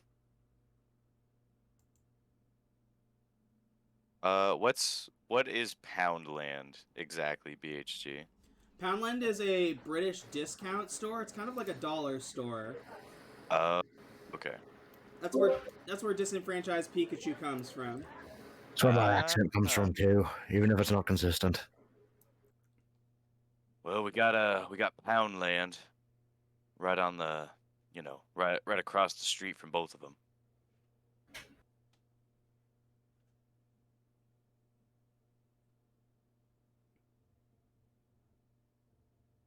I mean, it could work. We could go see what's there.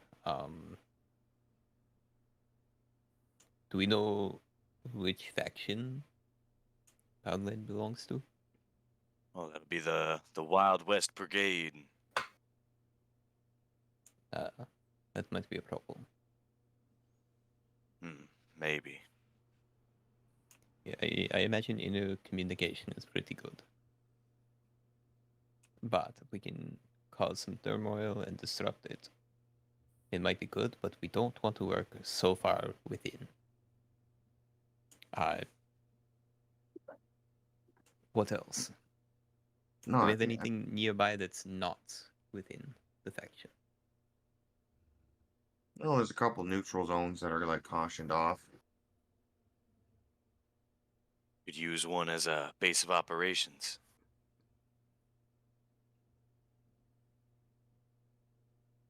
Good, depending on what's there. Clear it out, make it our home.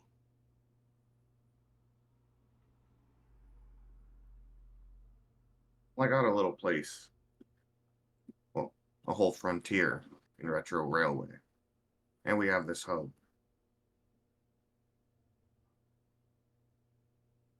I think we just gotta find a way to get the military mad at Johnny Law. And then we can negotiate them to not attack us when we kill Johnny Law, because let's face it, that bastard's gotta die. Amen to that, brother. Asking for my own personal curiosity.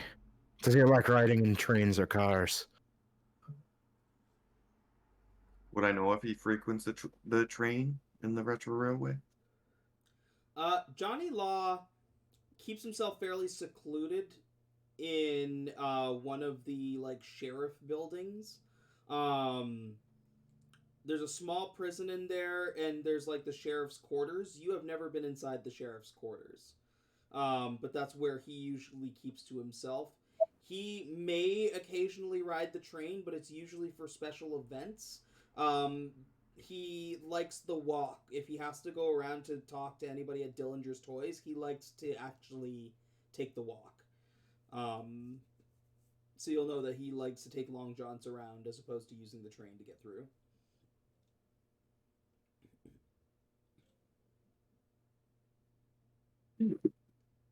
Only when there's special events going on.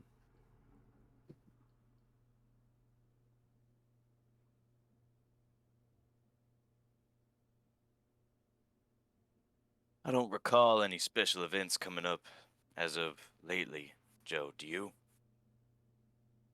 None that I reckon. Be hard to catch him off guard then.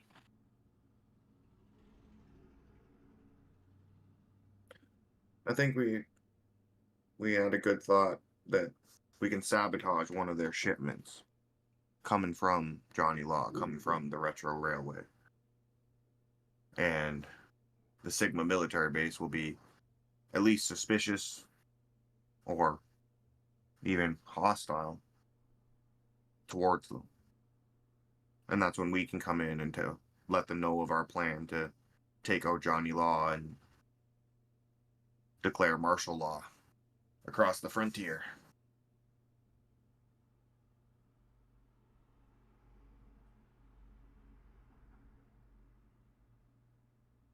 We just gotta know what they ship. Yeah. A good old-fashioned stakeout sounds to be the plan then.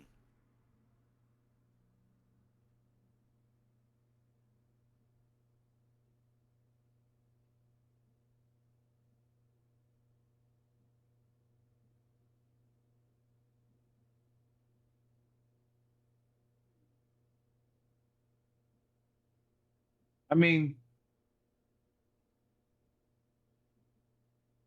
we could dress up as the lawman and go mess with them.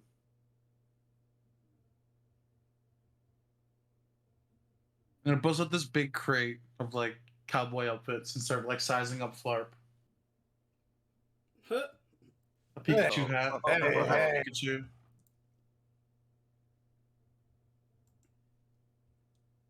Actually, hold on. Hand me that hat.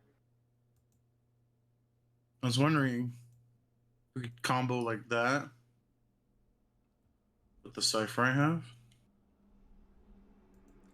Like make us look Oh. like sheriffs. Oh my god. So there's 6 of us. Up to the level of ciphers at 6. Whoa. We can dress like the fucking frontier police, the lawmen, Oh. and we can go in there and just shoot some people and run away, or set off a bomb or something. Act all high and mighty and pompous. Now, I could roll in there on my trusty steed, Doulahan. Start firing up upon the town and then make a quick getaway. That As is, long as I got that disguise there. that's a neat trick to have in your pocket.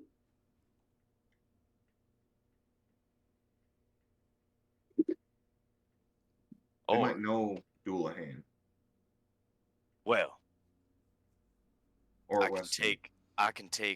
take Weston off of Doulahan. Oh, It's a pretty standard model, looks wise, not interior wise. Question: where is Doulahan right now? Probably just parked outside of the gallery. Okay. That's amazing. The horse head name is Weston. It's a separate entity from the bike itself.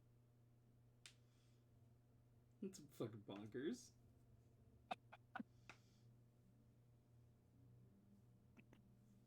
Oh, wait, hold on.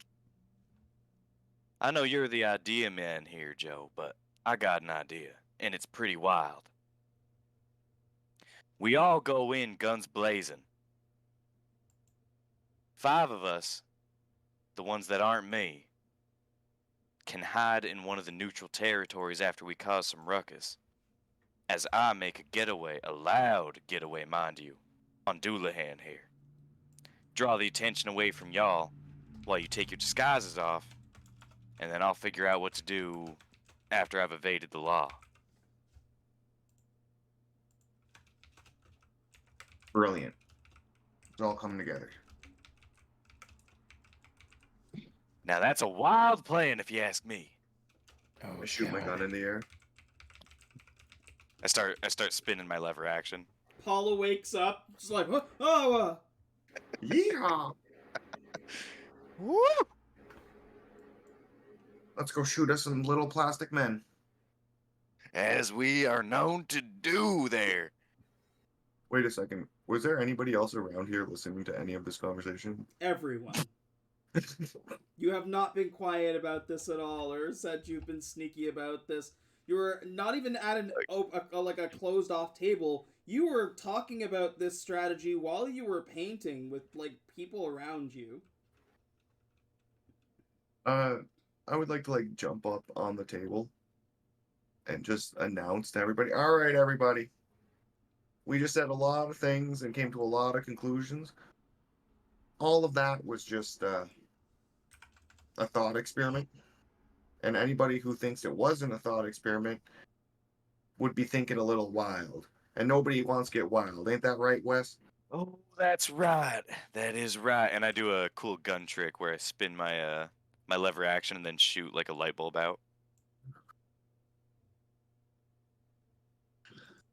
What is the purpose of that? What is the Intimidation to keep their mouths shut. The purpose of this speech is intimidation. You're trying to intimidate this group that you openly had this conversation in front of. Yeah. Yeah. Yeah. Yeah. And I do have a gun trick in my abilities, so I can shoot things at like long ranges to impress or intimidate a foe. Gee. And the task is eased. I'm trained in social interactions. So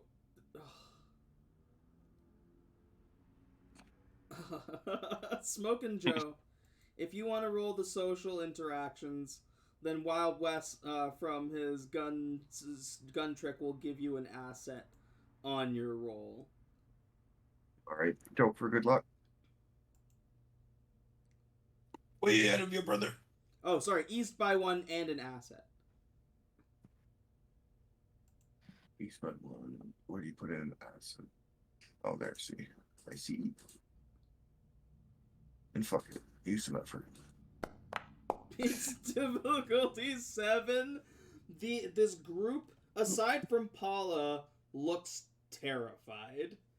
One pipes up and says, "We won't say a word. We didn't hear anything." Damn right you didn't hear nothing. Hear anything about what? Paula says, "All right, everybody, get in the chamber. Get in the chamber. We're just gonna sleep this off and forget this ever happened, right? Right?" Right. She, like, gathers them all into the fucking little cup chamber, walks over and, like, nudges Pikachu and is like, "Hey, you think you can fill us up here?" Oh, I guess so. She, like, also gets into the chamber. She's like, "All right, light us up." I'll give a bit, like I'll actually shock the machine to get it kickstarted even hotter, faster. Yeah, you just fill up. You hear a bunch of them, like, coughing. You see a couple of them, like, crawl up and you see their hands and, like, face on the glass as they, like, pass out from just inhaling way too much smoke. I'll give him a thumbs up. It's like a hand against the glass sliding down. I'm like, yeah. And that is how it's done. They're just all, like, passed out inside the vaporizer. I wish I could still feel like that.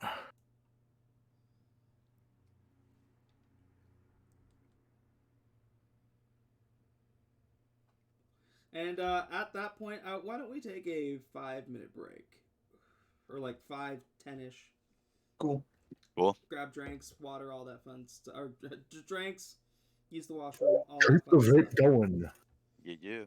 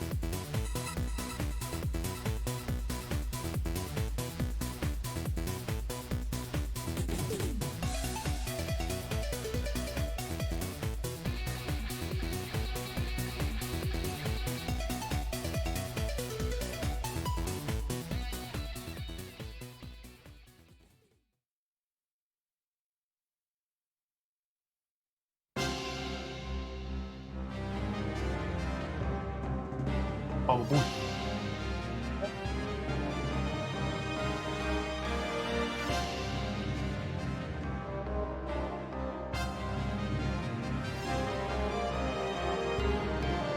Mother was a hamster, and your father smelt of elderberry. Damn straight. I'm a Pikachu. I had to hit my hamster one. Who's-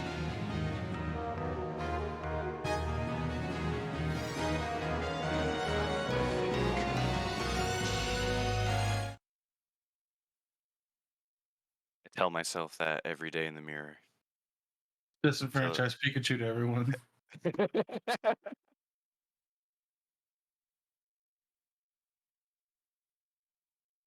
Am I the last one back, or are we waiting on anyone? I think we're still waiting on a couple people. Okay. I had the munchies real bad, so I made cinnamon waffles. Mm. And I ordered burritos, so they might not even be here before the session ends. I put blueberry cheesecake ice cream on it, and the maple syrup. And that's how I know I'm high. Oh my god. I know I'm high now. Yup. Dude, I made some kinda tacos, I guess. And I have like a whole plate of the leftover meat and shit. It's a pound of meat with a can of Southwest corn, so it's like corn with peppers in it. And then I added some diced green chilies to it as well. I'm gonna fuck that shit up after the session.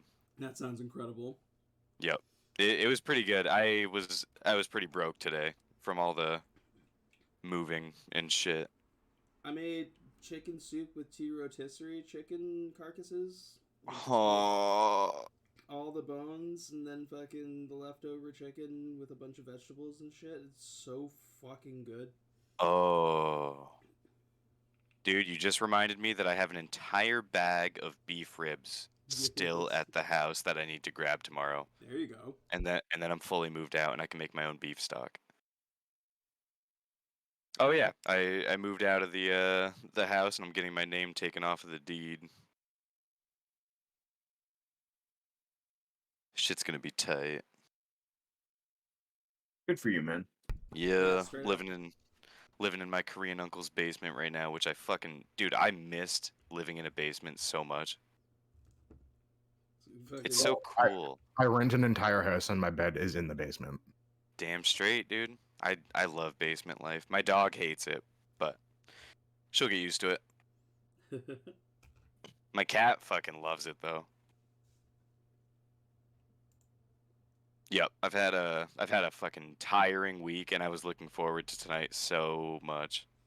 Yeah, I'm so glad to be at the table. Again, I'm really sorry that I'm so underprepared, but I'm liking the session already. You guys, it seems like you guys are starting to get into it.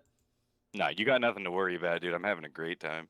I'm digging the cipher system so far. I know we haven't had too many rolls, but I definitely liked that my abilities added to Adam's like roles and stuff. Yeah, like you got. I think it encourages teamwork a lot more. yeah, for sure. No, I'm definitely digging it so far. Yeah, eventually all of these spots are gonna have little colored journal things that you'll be able to. Yeah. Oh, BHG, what are the faction names again? I'm just trying to write them down. So the dollhouse faction is the fashionistas. And that's the pink color? Yeah. Okay. And then yellow is retro railway, and that is the Old West Brigade. Yep. The food court is Crab's Kids. Crab is KRABB. Crab's Kids. Okay. And red icons for those? Yep. And then green are the techie ones. The code killers? Code killers. Gotcha. And then for the blue ones, Cloud Town, that's the townies. Ah, and that's the people that are under Tom Nook, right? Tom Nook, yes. Yeah. Okay, cool. Is there a way that Like we could put a key at the bottom of the map to kind of like a quick reference thing for that. I could set that up. Yeah. Yeah, just I a just like seeing quality of life. Yeah, I like seeing like the colors and also like the leader of each faction. Let me see if I can do something about that. That's what I was kind of just trying to write down because I have like the leaders' names and then the factions with the colors that they have. That fucker Tom Nook. He claims he's a raccoon. But he's a dog who looks like one. He's just a dog. Bitch better have my bells. I really want that to be part of his arc. That he's like, because Tanukis are dogs, right? They're not raccoons. I thought they were raccoons. Nope. They are called raccoon dogs. They are dogs. Oh, okay. But like in like the translations, they just say he's a raccoon. But it'd be really funny if like a part of his arc was like being secretly a dog. That would be wild. Pretty wild for Wild Wes. Whether it's true or not, I'm definitely in character going to accuse him of being a dog if we're having like a showdown. Damn straight. Wah, wah, wah. That's some wild information he's presenting in front of you there, Tom Nook.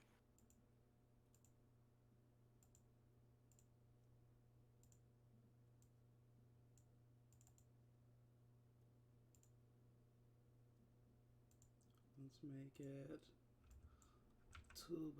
2x2. Jesus.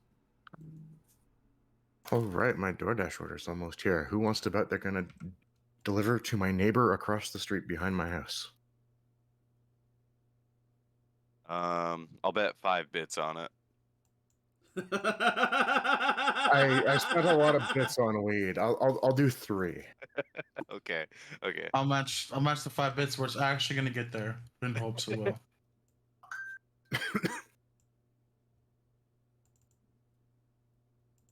Oh, we haven't had dirty bets in a while. True. All Oh, right. bits are- Yeah, it looks like I'm gonna lose this. They turned onto my street, which normally doesn't happen. Shit. That means I Uh-oh. lose too. He's turning up for Russet. Yeah, yeah. Make sure you exchange those bits. Yeah. What was it? 5? Yeah. Well, he still might bring it to the neighbor's house. Okay. This is I'm true. It's backing just a the lot 5. less likely because it's usually because they get directed to my backyard.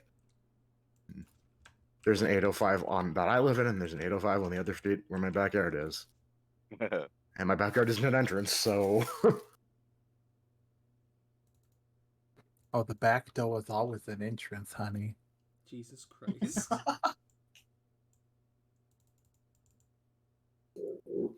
You need to calm down, sir. Oh, sorry. You can always come in my back door. Oh, Yeah. God. That's worse. I'm leaving. I'm leaving. I'm leaving. So much worse. I'm so done. I'm so done.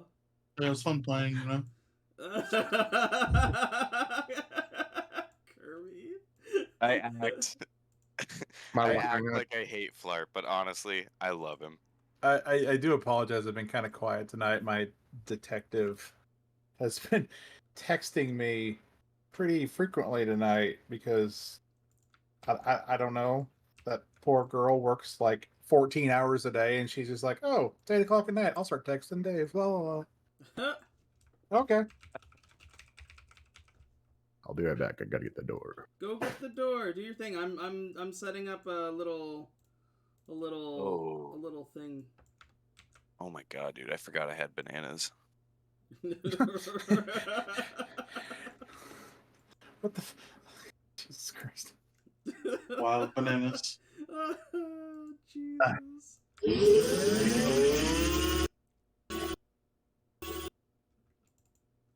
Oh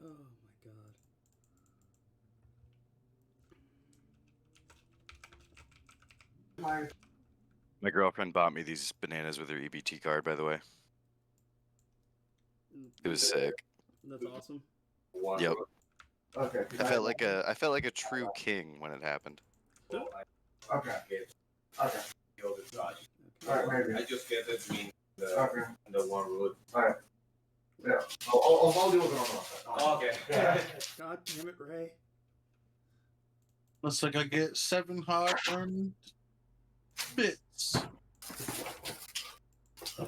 Okay, no one wins the bet. Yeah, my drink showed up and my burritos didn't. Wait, no.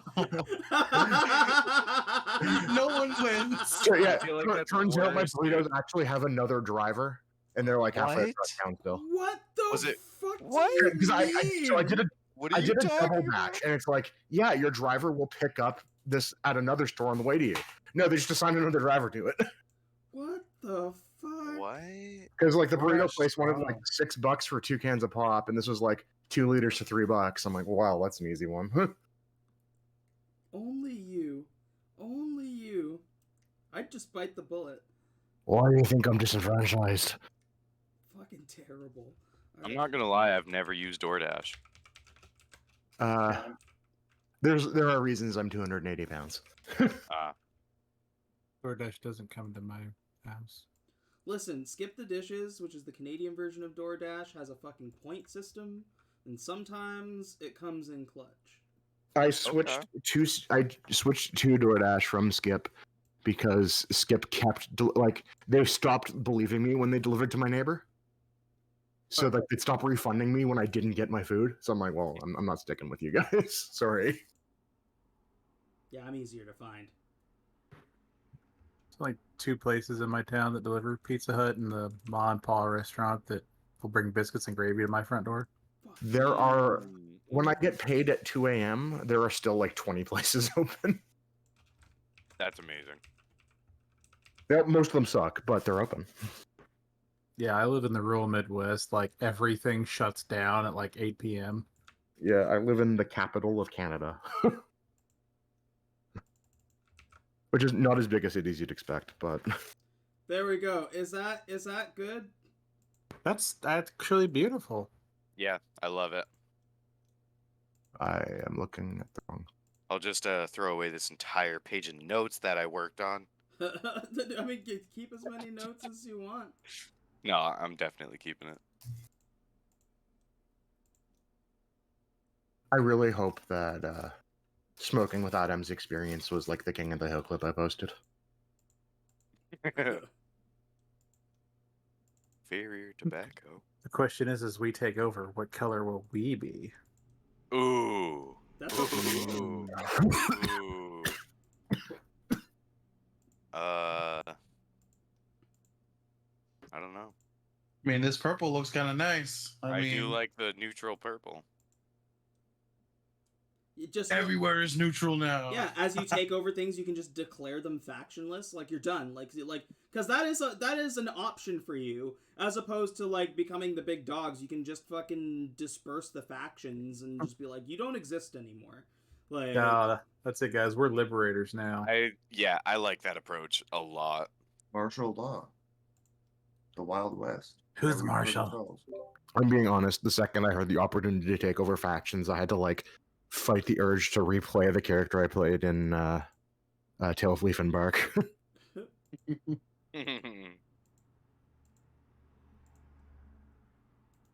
Sir Klein. That was one of the most fun characters I've ever played. Incline. Because everybody else fucking died. Best way to get into power is have everyone in front of you die. That campaign was 12 sessions long, and we had 4 planned deaths. That's crazy.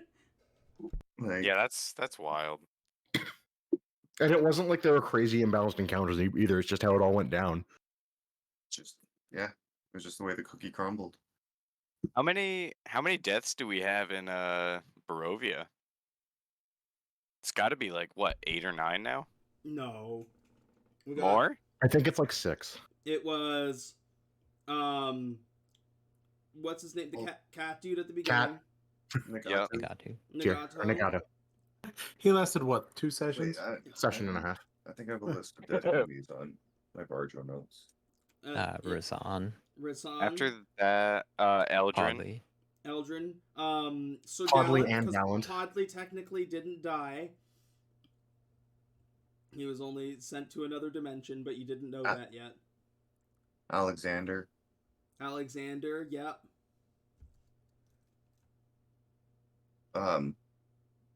Zoggy, I guess, if you count that, because you just fucking killed him off. Zorgrail's fucked. Yeah, Zorgrail's dead. Yeah, girl's very dead. I don't know if that really counts, but you ran across his corpse. should have ran his pockets. Yeah, there's been quite a few deaths in that campaign. I with another week to prepare, this map's going to be more fleshed out and stuff. I think we're going to kind of leave it here.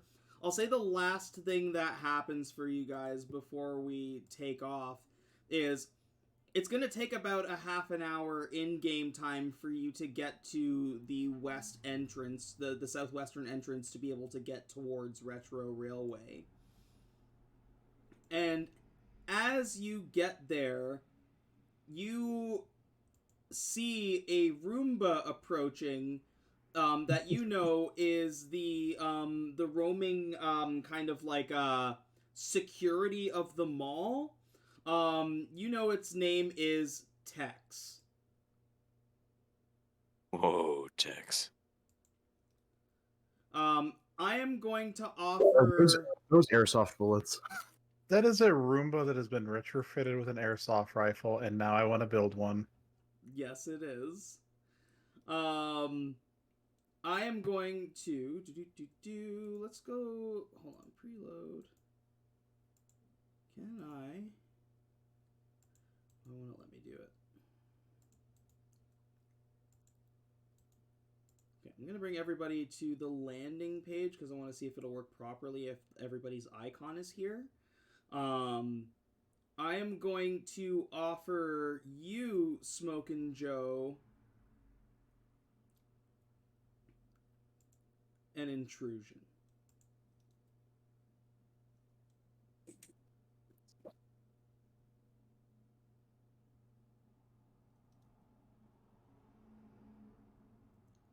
Smokin' Joe. I will gladly accept. If you take it, does it just randomly go to somebody, or is it giving you the choice? No, there's a drop down list. You just might have not seen it count, but when you click accept, like the little box comes up where it says apply. There's a drop down list.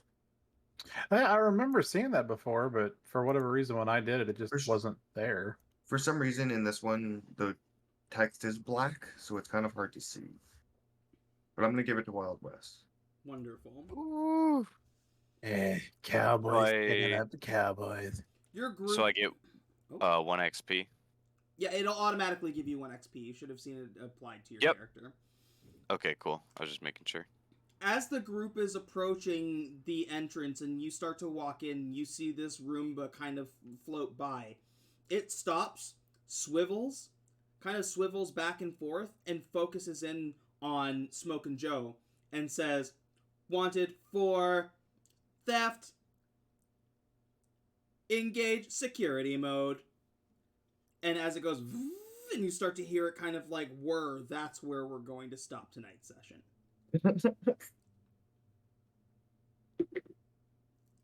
Awesome. The hell, Smoking Joe? What the hell?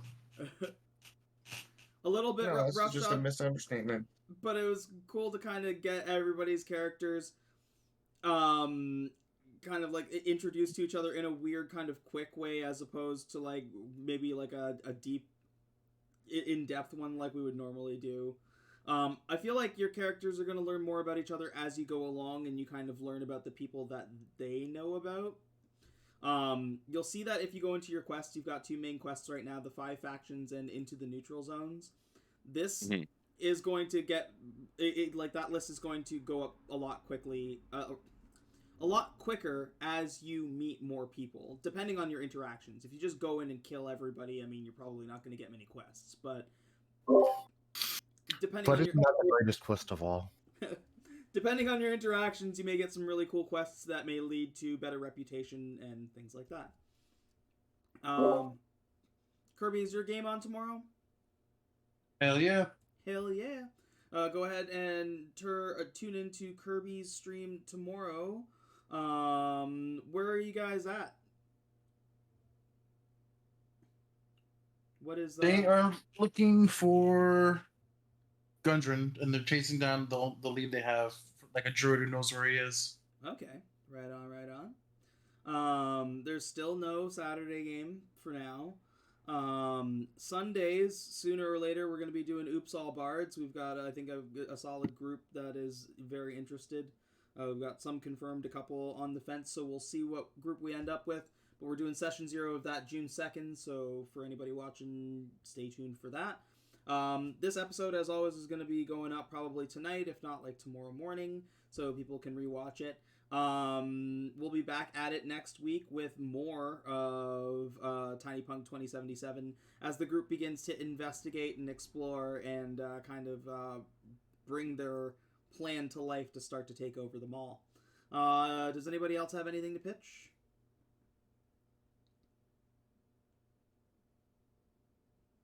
No. No.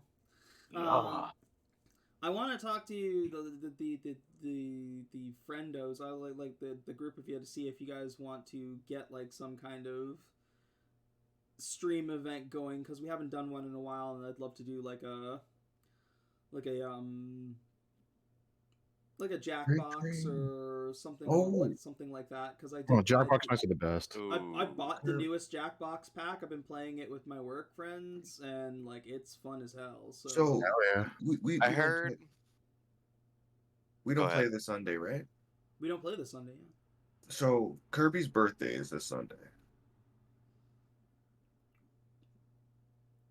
So if you want to like do something that day, you know, a little bit of celebration for the boy. I'm hearing party games for Kirby's birthday on Sunday night. As long as Kirby's not busy. Hell yeah. Hell Do Sunday or Monday, or play it by ear. Yeah, well, You know, Figure it out. yeah. I'm not a prominent Friendos member, but I might be there. You're a friendo. You're a I'm a friendo. All right. You're here. You're You a know what? friendo. If we're doing it, I'll be there Sunday night because I close on Mondays, so I can stay up a little late. Okay. Awesome. All right. Well, yeah. So that might be streamed, might not be streamed. We'll see. But we'll do party games on Sunday. Thanks to everybody who tuned in for this one. Love every single one of you. Hope you have a wonderful day, afternoon, or evening wherever you are. And as always, power the players. Have a great night. Yeah.